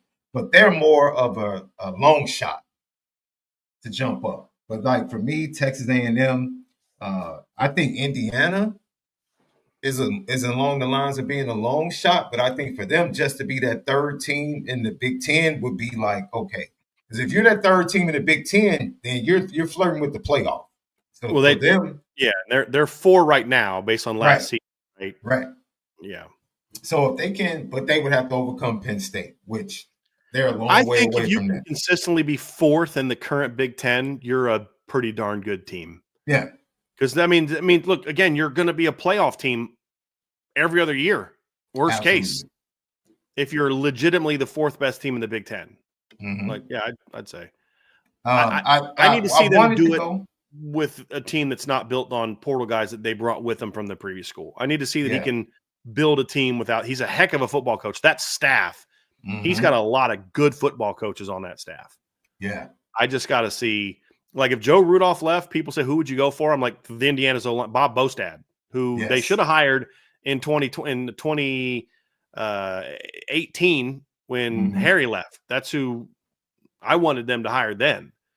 I would have hired him when Marcus Freeman took over if Harry Easton didn't want the job. But anyway, it's a different conversation for a different day. Yeah.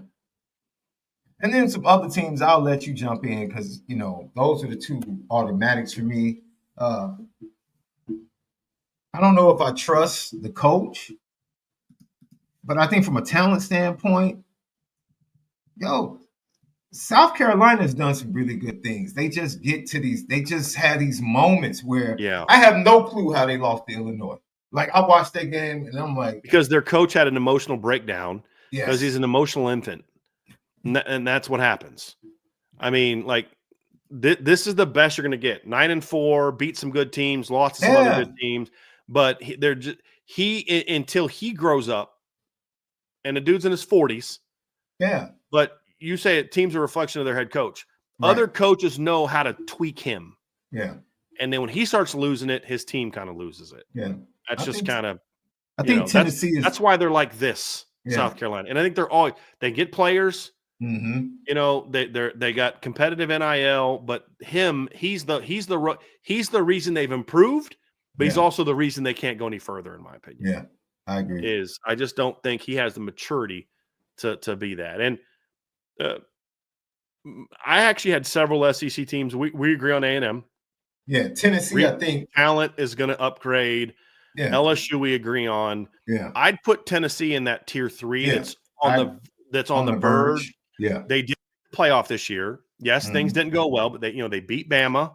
Yeah, they had some quality wins. Mm-hmm. Their schedule was not daunting. I don't think they were as good as maybe some people thought they were, but they've got now 2 wins over Bama in the last 3 years. Yeah. One of them over Saban and Bryce Young. He's recruiting well. He has to show me he can kind of take that next step. But the thing about that Coach Heupel's got to show me is he can build an identity. And I think he's really struggling with that. Now, what he's done a good job of, Sean, is being smart enough to say, this is what my talent is, and I got to coach to that talent. But, like, at what point in time do you start recruiting with some level of consistency that I can identify what you want to be? Yeah. Like with Marcus Freeman and Mike Denbrock, I can say, listen, what we saw this year was Mike Denbrock coaching to what he has, not what he wants. Exactly. And that's the sign of a good football coach. But that's not what Mike Denbrock wants to be, and we can identify that based on how they're recruiting. Mm-hmm. With Josh Heupel, it's like, I don't know what you're trying to build to with your recruiting.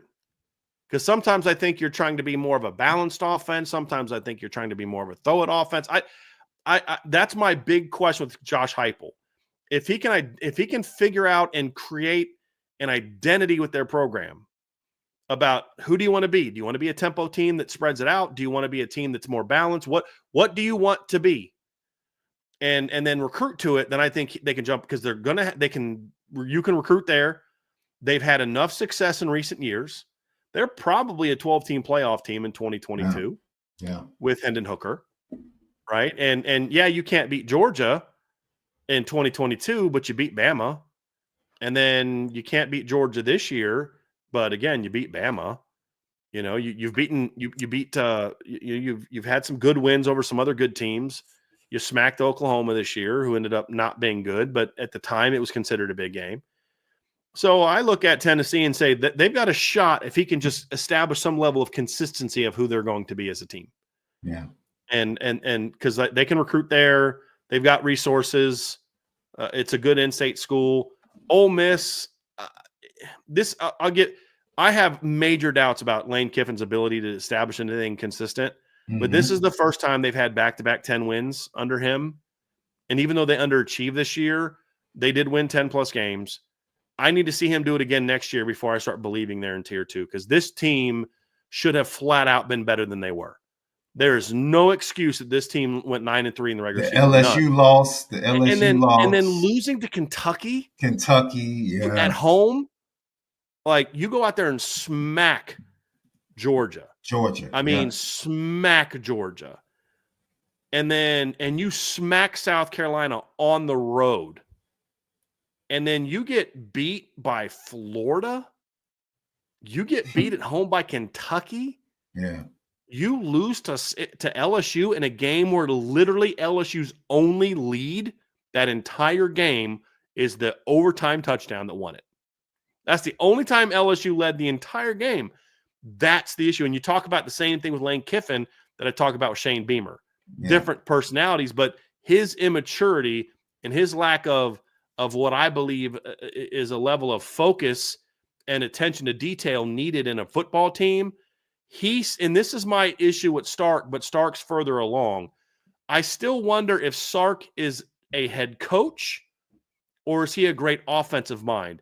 Is Sark Lincoln Riley, or is he, a guy that can go out there and win a title because he's a great head coach?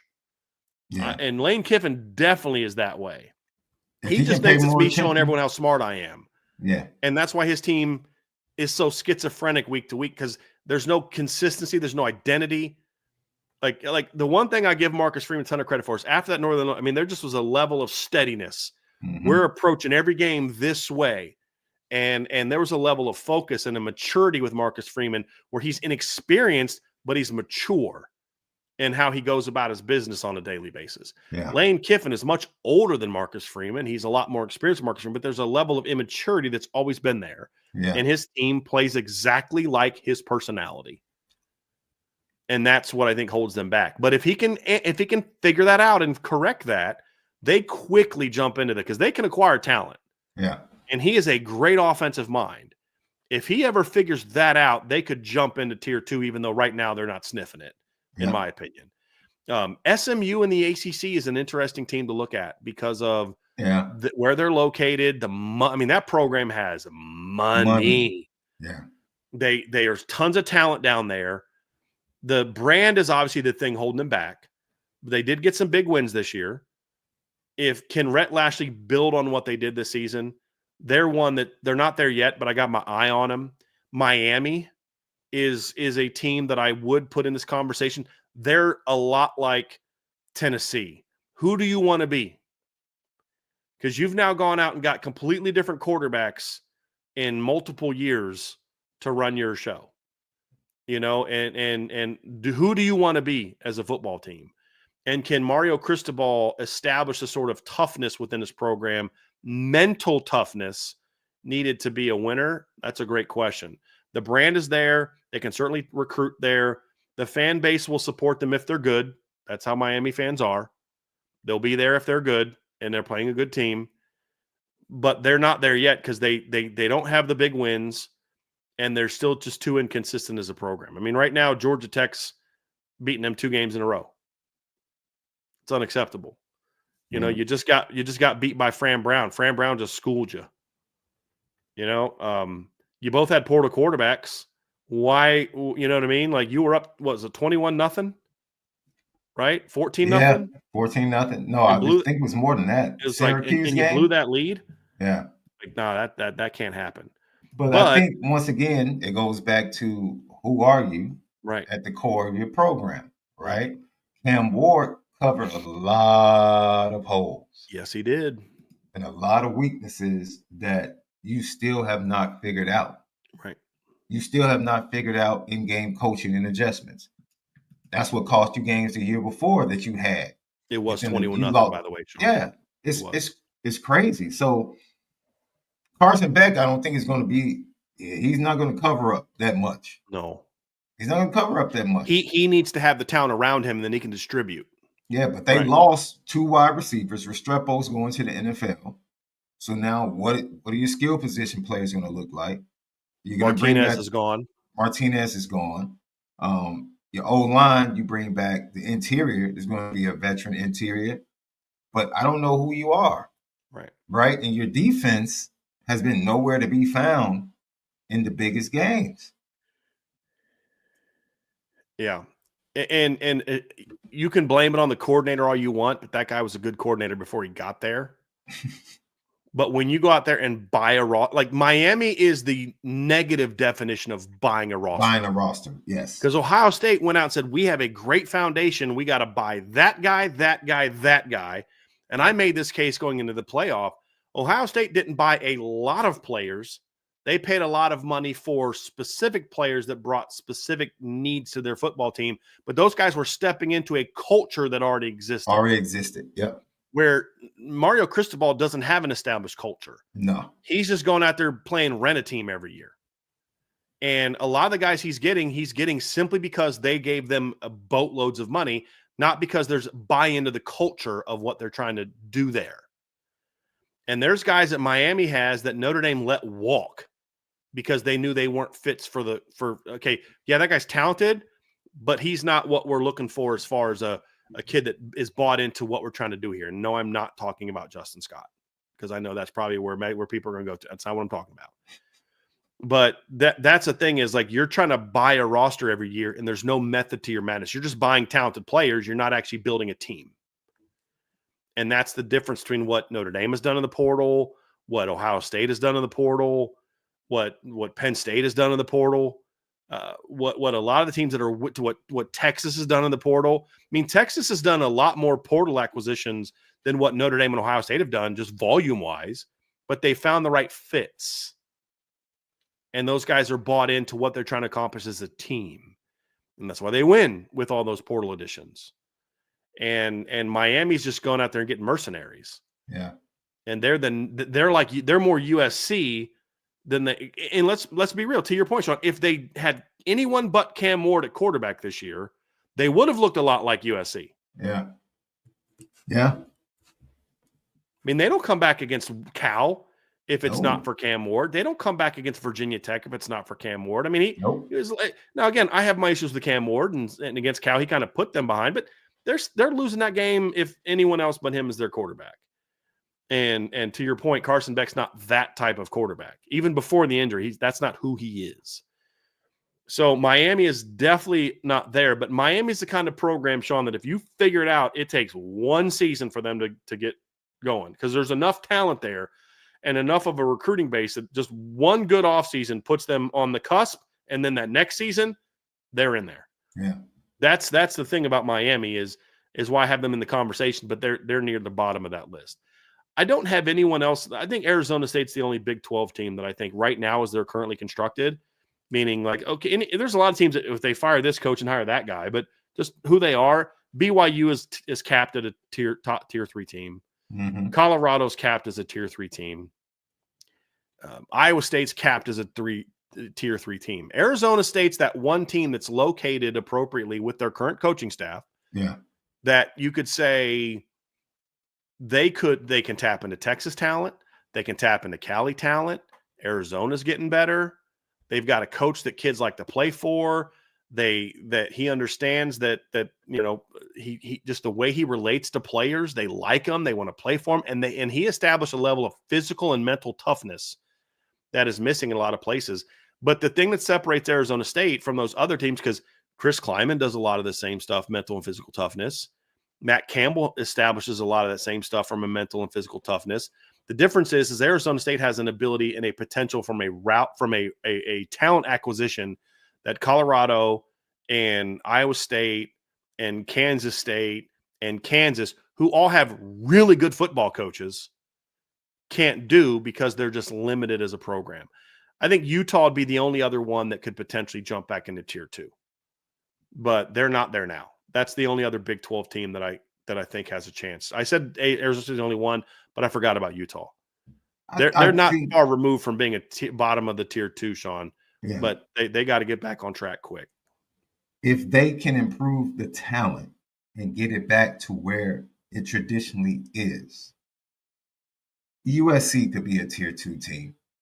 They could, because they have the brand power. They have they don't have the titles in the last 5 Would you say they're a lot like Miami, that it takes one good offseason with the right staff to turn that thing around? Yeah. Yeah. They have, and Lincoln Riley, look, he has his flaws. He has his flaws, but he's a great play caller, and he's one of those guys. Is he a head coach, or is he a really good play caller / offensive coordinator? And he got a really good GM. Yeah, he has a really good GM right now. So let's see what Chad and he and Chad can cook up. Yeah. So somebody mentioned Jed Fish, and they said he can really coach. I'm not sold yet on Jed Fish. He's had one good season at Arizona, and it was a heck of a season, but he went 5-7 the year before that. They went 6-7 this year. Mm-hmm. He went 1-11 his first year, took over a bad situation. Like, what evidence do we have that he's a good coach besides one good year at Arizona?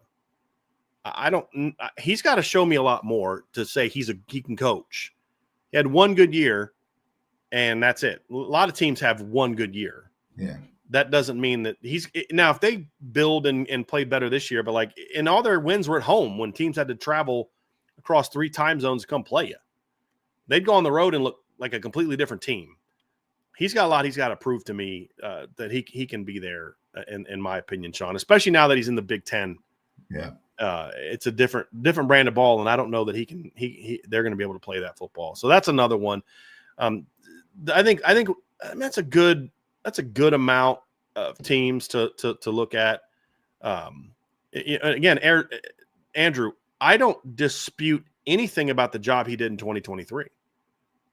I think he did a great job in 2023. My point is, when you have a now 4-year track record and only one of your seasons was good, okay, well, are you Mel Tucker? Or are you a guy that can win? I mean, Mel Tucker did it once, and then everything else around that was a train wreck. Yeah. Right? Like there needs to be more than one good season to show me that you're a guy you can flat out coach. It's levels to this. Right. And so that doesn't mean he didn't do a great job last year at Arizona. He did. And it wasn't a fluky 10-3. I mean, that's some good wins in 2023, but it's just one good season. That's my point. I need to see it more. If Washington was going into the Big 12 versus Washington going into the Big 10, maybe we're having a different conversation. Maybe we're having a different conversation because Arizona State went to the Big 12. Right. But for me, Fish specifically still has a lot he has to prove to me to show me he's a really good coach. Yeah. One season doesn't do it for me. Yeah. And now maybe if he stayed at Arizona, they'd have been a lot better this year. Maybe. I don't know. But he didn't. He left and they took a step back. Yeah. Like to me, I'd say Lance Leopold is another guy like that's a guy that can flat out coach. Yeah. He's just at a place where you're always going to be a little bit limited from a talent standpoint. So that's kind of where I'm at. I just and again, I don't think that going 6-7 at Washington this year was some great achievement. I mean, they got plenty of transfers. They still had some kids coming back. And they lost some games they shouldn't have lost, Sean, if we're being honest about it. So that's the thing is he could be a great coach. Yeah. What I'm saying is he's got to show me more than one 10-3 season. And again, him going 10-3 at Arizona is not something that Arizona does often, but let's not act like it never happens at Arizona. I mean, let's not act like it wasn't that long ago that Rich Rod had them in the Pac-12 title game. You know, I mean, and remember that 10-4 Arizona team in 2014 that lost by 2 to USC, lost on the road to UCLA, lost to Oregon in the Big 12 or Pac-12 title game, but they beat Oregon in the regular season at Oregon. They beat a ranked Utah team that year on the road. They beat a ranked Arizona State team that year. So that's not an anomaly. It doesn't happen often, but it's happened before. And so Fish may be a good coach, but I just need to see a lot more from him. One winning season in 4 years is at Arizona and Washington is not like, oh my gosh, you're a phenomenal coach. This year, I think will be a lot more telling about how good of a coach he is than last year. I'll be honest about that. I'm just simply saying before I start putting him in that category, I got to see him do more than just one good season. And I think he put a list of guys up there. I would agree. I mean, I'm an Illinois alum, fan. I love Brett Bielema. I love Brett Bielema and the work he did at Wisconsin. But when he got his chance in the SEC, I mean, it's levels. I think Brett Bielema could just be a really good Big Ten Tier 2 football coach. Like give him a Tier 2 Big Ten team based upon O-line and D-line play, and he's going to be an amazing coach. You take him out of that pond and put him in the bigger pond with bigger fish. We have evidence of that. But he's a really good coach. I'm extremely happy with him as a head coach. Extremely happy. If he was on a short list for Notre Dame, would I feel the same way? Probably not. No.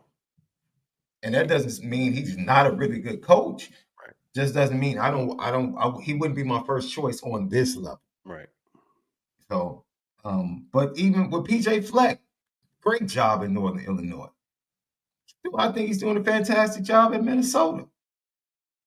But would I want him on a short list? I would somewhat disagree with that part. I don't think he's doing as good of a job, but he's not rowing the boat as fast as you would like him to. He's a clown. But yeah, that's kind of night sweater vest. You know my stance on yes. He's a lot more style than he is substance, in my opinion. But the point stands, though, Sean, because some guys are just at their level, and some programs are at their level. And that's kind of, Matt Campbell is not a tier 3 coach, but he's at a tier 3 program. Lance Leopold's not a tier 3 coach, but he's at a tier 3 program. He's actually at a tier 4 program. He's just turned him into a tier 3 program under him. You know what I mean? Yeah. And that's what I'm saying is like the tier 2 is teams that are like, those are your top 10 to 12 to 15 teams that could maybe potentially be knocking at tier 1. And these teams are not that. So, Sean, we're going to wrap up that part. We do have a couple. We're going to do a mini mailbag with some of the ones that we have in there right now. But before we do that, folks, hit that like, hit that subscribe. I love doing shows, Sean, because we can literally just talk about this for another hour and just have a blast with it. But do us a favor, folks. When you you see that little thumbs up button down there, go ahead and hit that for us. Hit that like button. And, of course, make sure you sign up for the message board at boards.oursbreakdown.com. A lot of good stuff going on over there. Recruiting's going to start ramping up here as soon as they get the GM hire. Off season is going to get now the stinking blue gold game's a little over 2 months away now, so that's going to be interesting. But lot going on here at Irish Breakdown. So make sure you sign up for our premium membership at boards.irishbreakdown.com. Sean, we've got a few questions we're going to get to. I just want to start off with some super chats. We have one from Anthony Solomon. Thanks for the show, gentlemen. You are quite welcome, Anthony. Thank you very much for the super chat, for being with us today. Brian Richmond with a super chat. He says, I do not believe it has been this good since Lou Holtz. Charlie got some recruits here and there, but couldn't coach. Kelly got decent talent, but was a pretty darn good coach. Freeman does it all. Sean, I do think that this is the best it's been since Holtz was here. I will somewhat disagree a little bit. I actually think Charlie could coach. I don't think Charlie could develop. And Charlie couldn't build a roster. He could recruit, but he couldn't build a roster. I think Kelly got decent talent by his own issues. Pretty darn good coach. I don't know that I'd be that strong with it, but I also not enough to push back on it. I do agree that Freeman does it all. He still has a lot to prove, but I think there's no doubt the ceiling at the program is higher now than it has been since Lou Holtz was the head coach. That's partly a big part of that's the head coach. But the other part of that too is we do have to acknowledge that Marcus Freeman is also getting a lot more support from the institution than what Charlie got, than what Ty got, what Bob Davie got. Now they weren't going to win anyway. But my point is that you got the right coach, but he also has a leadership structure that understands the value of investing in the football program, which means winning, and winning means a big return on that investment. That wasn't always true at Notre Dame. It was true under Brian Kelly, despite him saying it wasn't. Jack Swarbrick did plenty to invest in the program. Brian Kelly just didn't give him the return that he should have given him. Marcus Freeman will and has so far, and that's why he's getting that support. I don't have anything to add to that, buddy. I think, Brian, thank you. You nailed it. And I want to keep myself away from saying negative things about certain people. So good. Be nice to Michael S. with a super chat. Dates for the spring practice and game. Don't know about practice. We announced earlier the spring game. We got that email that it'll be the 12th, April 12th, which is interesting. Michael S. with a super chat. Thank you, Michael. Will the GM be primarily involved in NIL or recruiting, the business side or the roster side? Yes. Yes. To all of the above. All of the above. A GM now has to be involved because you can't recruit without being heavily involved in the business side and the NIL side. You can't have a guy that goes out there and acquires talent and then needs someone else to A-OK the amount of money they can spend. The people doing the recruiting in his role, not the coaches, but in his role, needs to also be the one that's distributing the revenue and knowing what the revenue is. So the answer is that's college football. Yes. Got a question from Aidan Benami. How many more sacks will we give up this coming year that Riley Leonard avoided this past year? 10 plus, better O-line in 25, though. Well, we have to. I mean, you could say Riley's athleticism would have done that, but then you could say the quarterback we have is better in progression and better at getting the ball out of his hands, and that will eliminate sacks as well. The offensive line is going to be better. So it's kind of a hypothetical guess. I mean, Here's the way I look at it, Sean. Depends on who the quarterback is. Right. Let's be honest. Yeah. One of the quarterbacks on the roster has shown a tendency to get sacked a lot. Just being honest. But I'm hedging my bet that he won't be the starting quarterback. But I understand. I agree. Agree. But I'm just saying, we don't know who the quarterback's going to be. One of them has shown a tendency to get sacked a lot. And that has to be factored into the conversation is who starts. So that's obviously part of it. The other thing for me, Sean, that when I look at this is there's different ways to avoid pressure.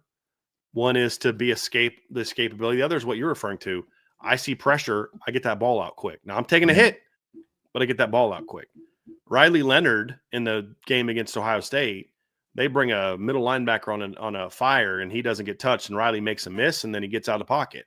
Well, Will Howard had a very similar situation and Will Howard just said, here he comes. I got to catch, plant, throw. And he throws a bomb as he's getting drilled.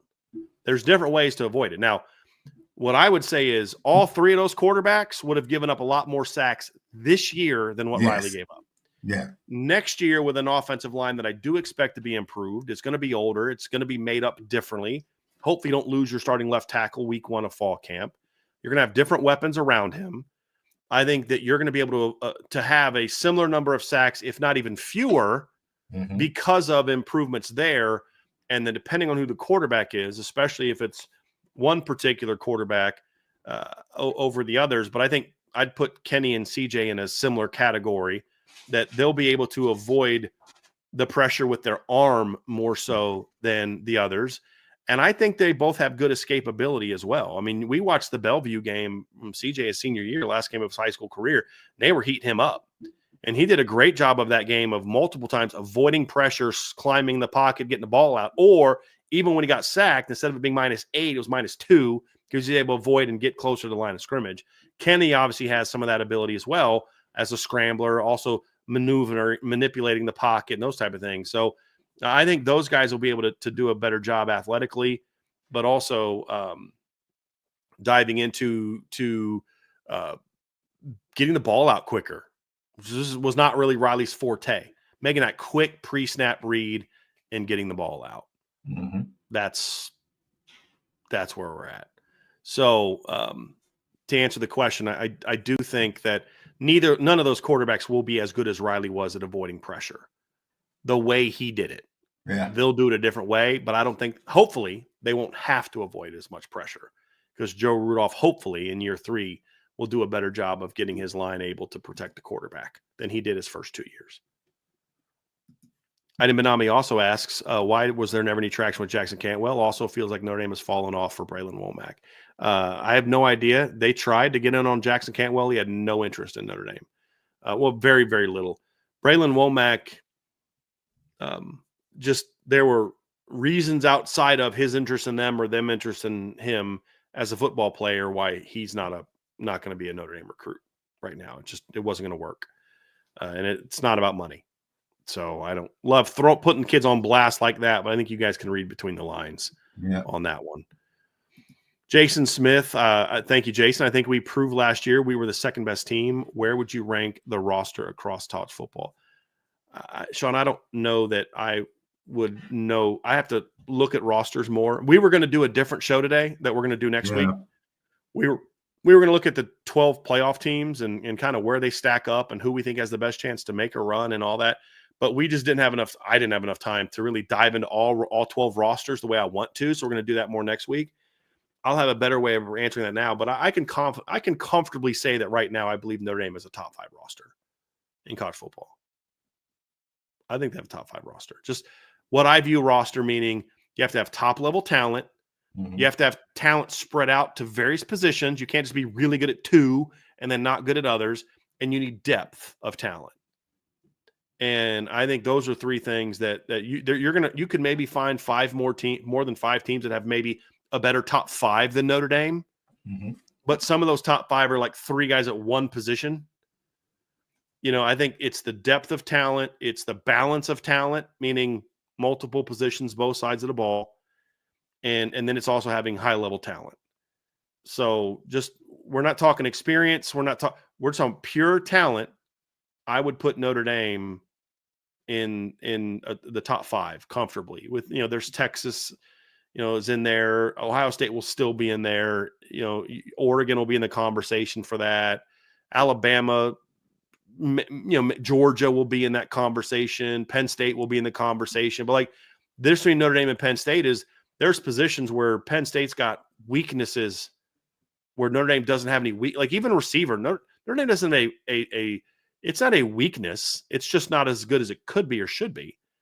But like you look at like their receiving core, for all the complaining we do about that, they've never had a receiving core playing a big game like Penn State's did against Notre Dame. They just got shut out. Like if you think Notre Dame has receiver issues, go look at what Penn State had. So we'll see if the moves this offseason fix that. But that to me is where I'm at, Sean, is where do they rank? Are they third? Are they second? Are they fifth? Are they sixth? They're in the conversation for top 5. I'll have to do more studying on exactly who everyone has coming back to know exactly where they stand. But I'm comfortably say that there's 5 or 6 or 7 teams that to me have more talent than everybody else in those 3 criteria I look at, and Notre Dame's in that group. Mm-hmm. I am comfortable saying that. I feel, yeah.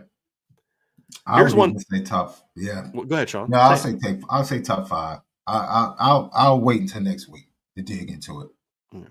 Yeah. Here's one for you, Sean, because I don't watch the NBA. Andrew Gilmore asks, can you address the Luka Doncic trade? There's something very fishy about that trade. Did the NBA devise that trade?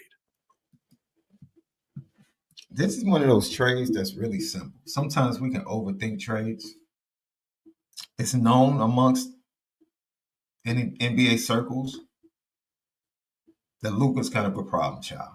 I know people don't want to hear that because Luka is one of the most beloved and most popular players in the NBA. Parties a lot, drinks a lot. Even goes to when they won one of the series in the playoffs last year. Everybody else is dousing each other with water, having fun, and Luka has a beer. He's went and found a beer somewhere. And Michael Finley snatches the beer out of his hand. Like, ooh. So obviously, they were on the hook for a 5-year, $345 million contract. And Dallas made up in their mind he's not worth it. And so everyone's looking at Dallas being there like, oh my God, how could Dallas move a generational player? Yeah, ask your what reasons would an organization trade one of the most popular players and one of the most generational players to ever come along at the age of 25? They're not stupid. Nico Harrison is not a stupid executive, right? So there are reasons why they would make this move. And there are reasons why they didn't get as much back as most people think they should have outside of Anthony Davis, because the Lakers' argument on the other side is to take Luka is a risk. Like, you can't expect us to give up as much when we're taking on your problem and your risk. And more than likely, we're going to have to invest the 300. We're taking the risk of investing the 340. Well, with them, it's 200, I believe, 226 million that they'll be on the hook for. So you can't get the Supermax with them. It has nothing to do with the NBA. Let me again, don't follow the NBA, have zero opinion on this. I'm simply presenting to you what I have seen others present as the pushback. Mm-hmm. Fine getting rid of Luka. Everybody understands that. Overweight, doesn't play defense. Yeah, he's young, and he's a great scorer, and he had a good season last year. But, is like we talked about earlier, he can get you here, but he ain't that guy that's going to get you here, right? Okay, fine. The pushback that I've seen, Sean, and again, I have no depth of knowledge of this. I'm simply relaying what I've seen, is why didn't they try to create a bidding war? There's been a lot of reports from GMs that said we had even no idea that he was even on the table until the Lakers announced the trade. Who wants to take the headache? I don't know. I don't know. I'm simply saying that's where I think people who are already conspiratorial about professional sports are like, this is them, because this is them trying to help the Lakers and the NBA's pushing this deal they're going to help the Mavs out. I have no idea. Again, I'm just saying that's been the pushback. Don't ask me a question because I have no follow up. No, not you. Not you, but That's what my I've heard. response to that would be, number one, how do they help the Lakers? The Lakers have a headache that they're betting on, right? Because the Lakers are tired of being leveraged by LeBron James. Now they can't be leveraged by LeBron James anymore because they have a superstar. And if LeBron leaves, now we can build around him. But he's still a headache. Now he's our headache that we have to bet on and we have to build around. The truth of the matter is, what has Luka done? What has he done? No MVPs. Like, everybody talks about him in this upper echelon. He has no MVPs. He's been to the NBA Finals. And the Boston Celtics, literally the entire series, put him in pick and roll and picked. What year was that? Was that 2 years ago or last year? No, it was last year. They made it to the finals last year. They made the finals against the Boston Celtics, and they took advantage of him every game defensively. I didn't watch. So that is if Nico Harrison, as a GM, in my opinion, did his job. He made a tough decision. These are the tough decisions you have to make. But you don't think you could have got like a better return? That's the pushback that people ask, that you could have got a better return. It has nothing to do with return. You're wasting a year. Mm-hmm. He's missed 28 games this year. You're wasting a year. You get Anthony Davis now, and your team has played okay without Luka. You add Anthony Davis to that team now. Most people are saying they're the second best roster in the West now. Talking about the Mavs, or are you talking about the Mavs? They're the second best roster. The Lakers roster now is just basically LeBron and Luka, no back, no front court, no center. I saw a graphic, Sean, that showed their starting lineup now, and I'm like, I don't know who three of those. I mean, I know enough about the NBA to know who's in it. I just don't follow it. I don't know who these guys are.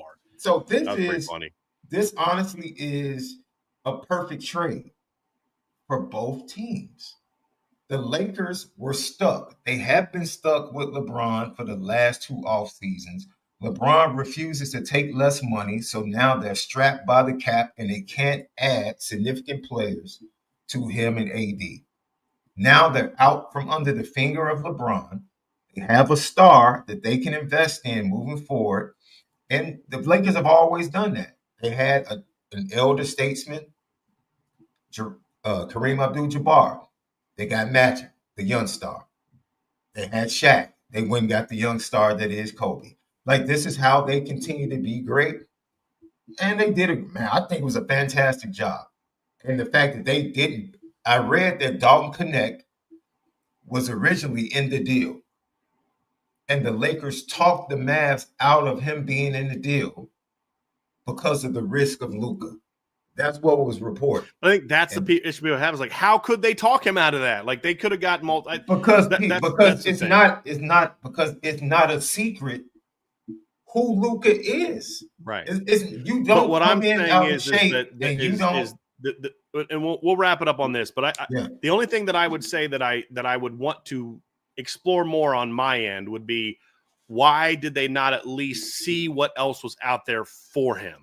Because the NBA, every NBA team spies their biggest players, bro. They know I get that. But what I'm saying is if you don't at least talk to other GMs, you don't know. Maybe somebody else views him differently than you do or the Mavs do. That's my whole point. At least find out. This is it, people. This was done out of the ordinary. Some things had to happen for an NBA team not put him up and create something extraordinary had to be in place. That's what people are asking, is the extraordinary thing, the back office, which we know the NBA has done before. They're not going to say that. We know the NBA has done before, that they've kind of manipulated. No. I'm not talking about the NBA. I'm not talking about the NBA. That's what the question was about. Is like, did the NBA push this? Some things. Well, let's bring it. Let's like this. There are some things, Brian Driscoll, that you know about certain circumstances, whether it was a coach being fired, a player transferring, or things happening that you will not divulge. Correct. That if you did divulge, people will feel totally different. Correct. They will go to, and I take a lot of arrows because I yes, don't divulge because those. you And like, don't how could you divulge have those this things. opinion that you have? Absolutely. And because I can't tell you why. And Nico Harrison went before the media yesterday and could have thrown Luka flat out under the bus. I did watch that, by the way. And he didn't. But everyone in the NBA circle knows. They know. It's no secret. People know who Luka Doncic is. They know. And I would say, I would make a prop bet. So we'll end with this. That twice a year, he does not play. He plays at least 1 or 2 games every season where he's not of sound mind. I mean, that's, I've heard stories about Larry Bird and guys back in the 80s did that. But here's my final question, and just quickly, do you think this is the best deal that the Mavs could have got for him? I mean, hypothetically, no. Okay, I think that's the issue that some people have. But it's like when you're tired of somebody and you're like, yo, we got to do this now. We don't have time to wait. It has to happen like right now. So we did have a super chat from Super Mario Henry 1812. What 2 tight ends do you think Notre Dame will take? Well, first of all, Super Mario, this guy loves asking about tight ends. I think he might have played tight end back in the day, because I think the only questions are from about tight ends. Honestly, right now, what they've done is they've built a board of tight ends they like. Mike Denbrock went out on the road, got face-to-face with some kids. I think he wanted to check out some guys that he wanted to kind of see in person. Does this guy fit the mold? Get face-to-face with them. We've seen the film. And obviously you saw them this week. They offered Ian Premer. They offered Matt Sutter, Isaac Jensen, Evan Jacobson. I think they like all those guys. They also had already offered Jaden Pettit. They went out and saw him this week. They went out and saw J.C. Anderson, although I don't know if he's as high on the board as others. What I think is they're putting a list of guys they like together, and then from that, they want to get 2. That's what I think they're doing. I don't know. I don't know what the who's 1 and who's 2 is. And I don't think we can look at the order in which Denbrock visited kids this week to support that, because they were kind of all traveling sort of a certain geography, and they were ending in home. If they just went out and saw a priority, then maybe Denbrock goes to Illinois and sees Max Suter earlier in the week. I don't know the answer to that. But what I do know is that this is a group that they really liked.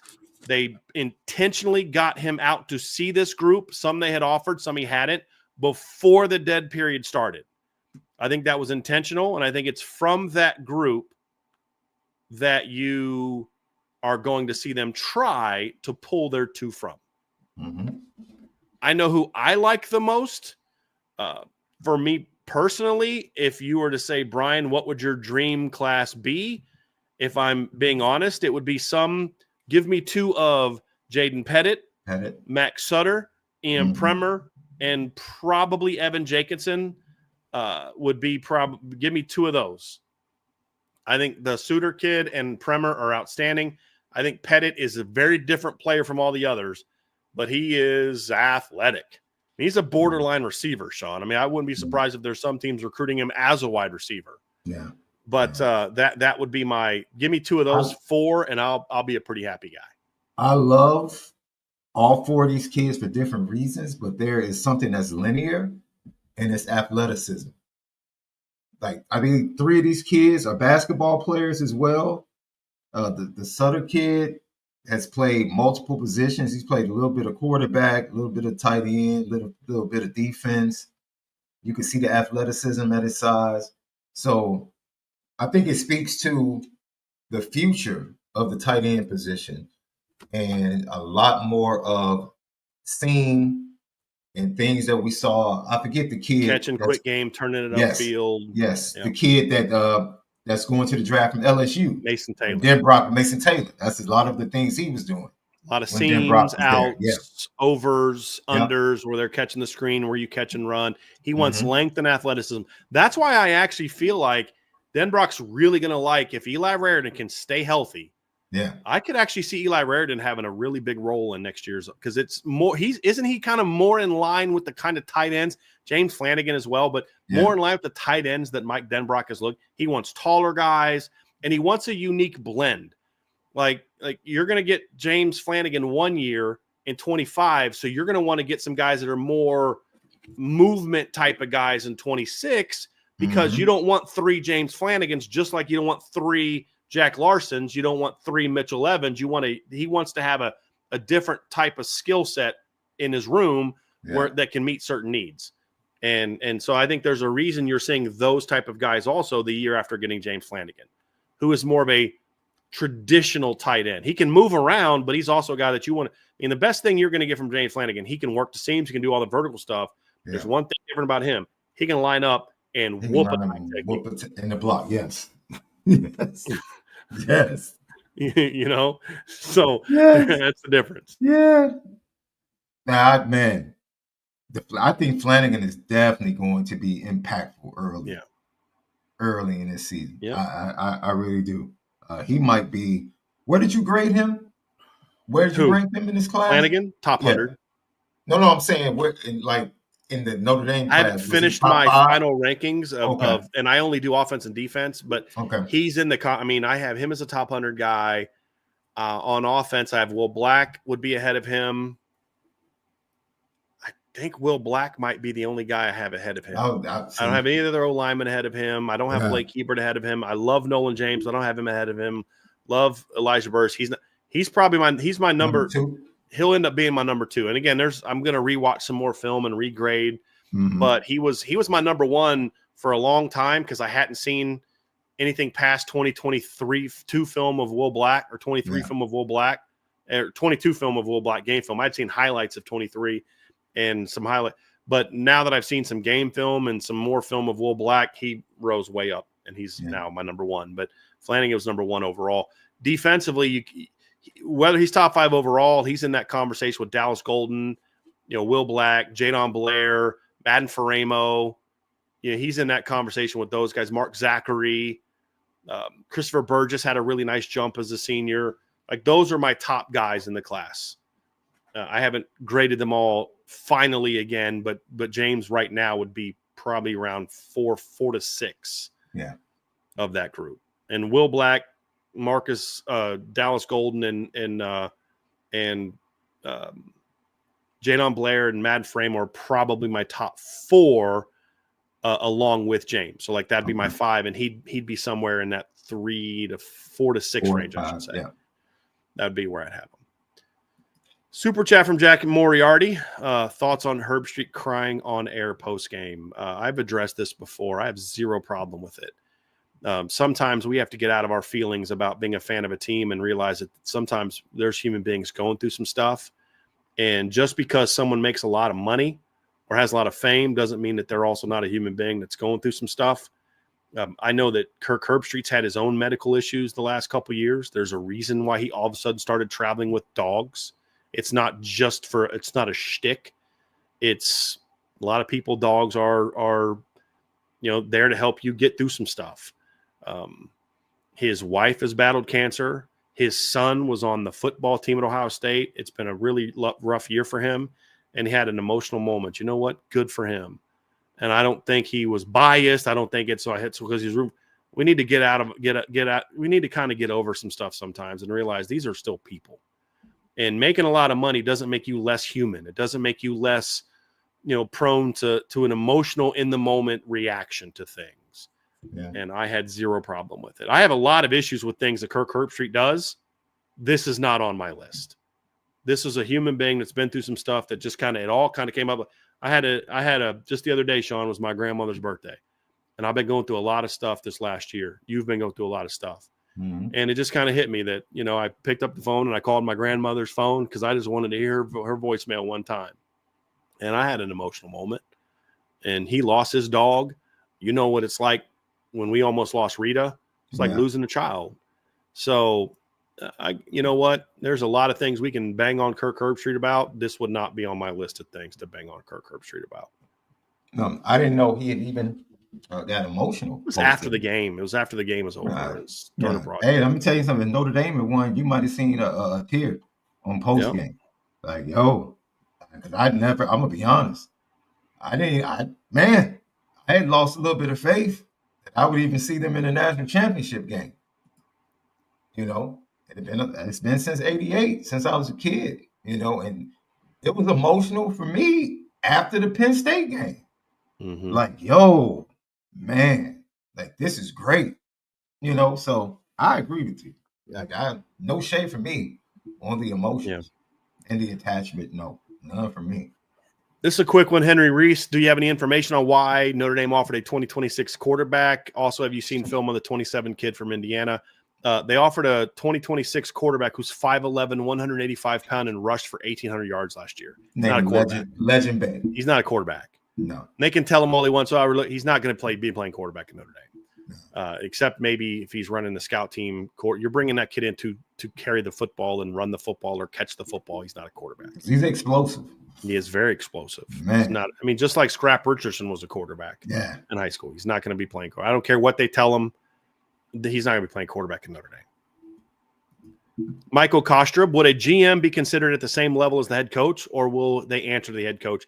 It depends on the program. I mean, at the end of the day, like with Joey McGuire ceded responsibility to James Blanchard.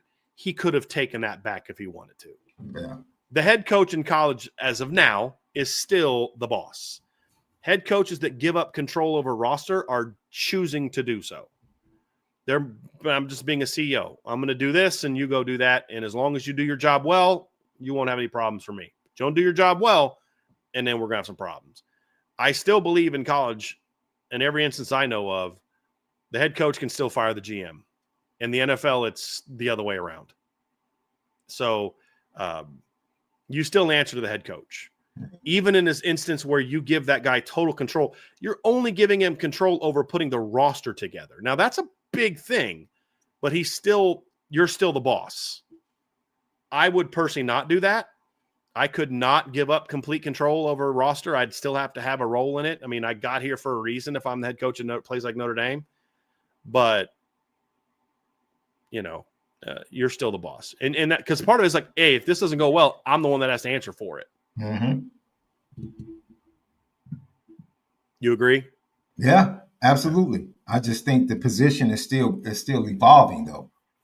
This is a position it could change in 2 years, evolving. Sean. Absolutely. It could change. I mean, but that's going to be because somebody hires a GM for that role. Right now, coaches are still the ones hiring the GMs. Mm-hmm. If there comes a day where the AD is hiring the GM then that's an AD decision. Right. And you as a head coach choose if you want to be working at a place like that. But that's not a decision. Like, if you give him power, you can take it back. And right now, the head coaches are still the ones giving them that power. Yeah. If that changes, it'll be because ADs and presidents are making that decision. And that hasn't happened yet. Could. In a couple of years, it could. But it hasn't yet. And I don't know that it will happen as much as I think people think. USMA 87, so Ohio State lost their OC and DC. Rats jumping ship or a money grab? Well, I don't know that it's the same case for every guy. I think Chip Kelly is leaving for completely different reasons. I think Chip Kelly came to Ohio State knowing it was going to be a relatively short-term period to get out of UCLA, to help out one of his mentees, because Ryan Day's one of his first jobs was working for Chip Kelly when he was the OC at New Hampshire. He worked for him, I believe, with the Eagles as well, and the Niners. Didn't he follow him to both of those jobs? Wasn't he an assistant under Chip Kelly at both of those schools? So this is me helping one of my mentees who needs to get over the hump, with the intention that he was always not going to be there long, whether it was a year or two. It was never going to be very long. And I believe it was also with the intention of getting to this. I think Chip Kelly always wanted to get back to the NFL because, especially now that he's won a title as the OC, because he's a competitor and he basically failed in the NFL. I mean, he had some success, but then ultimately failed. I think he wants to prove himself at that level.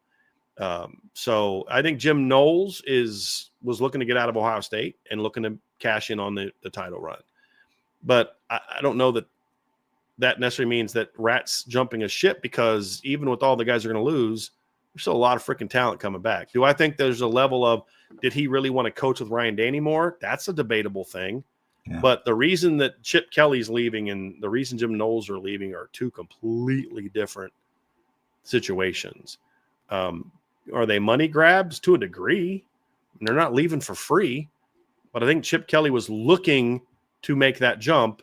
I think the Raiders had to make it extra special in order to attract him to that specific job. Yeah. You know what I mean?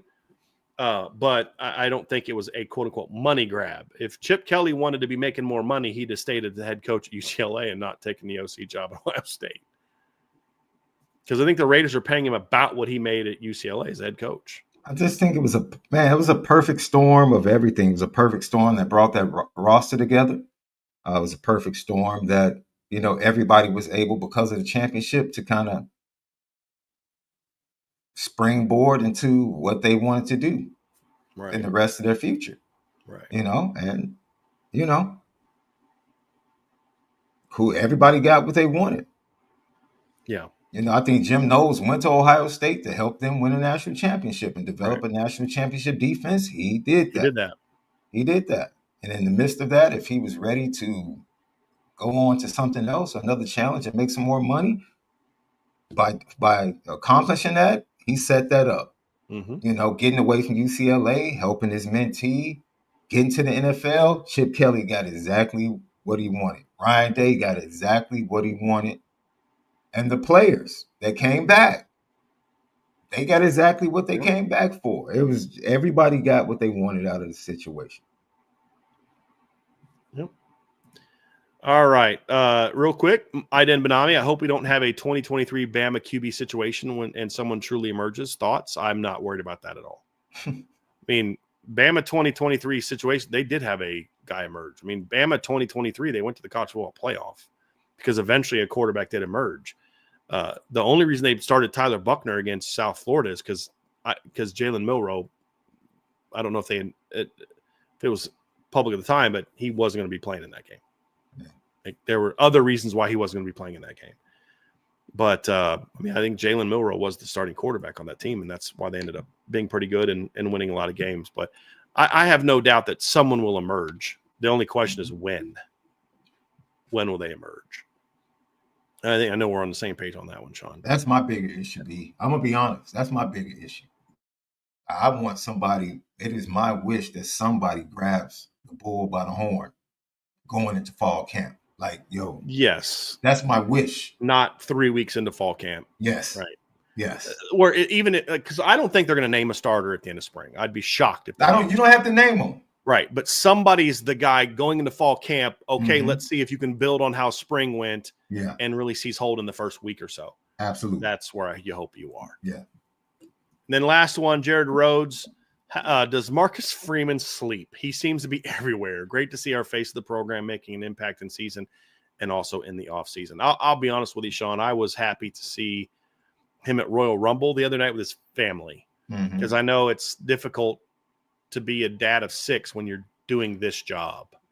And even if it's just for a day, whenever you get that chance to do that kind of thing, you got to do it. And he took full advantage of it. Amen.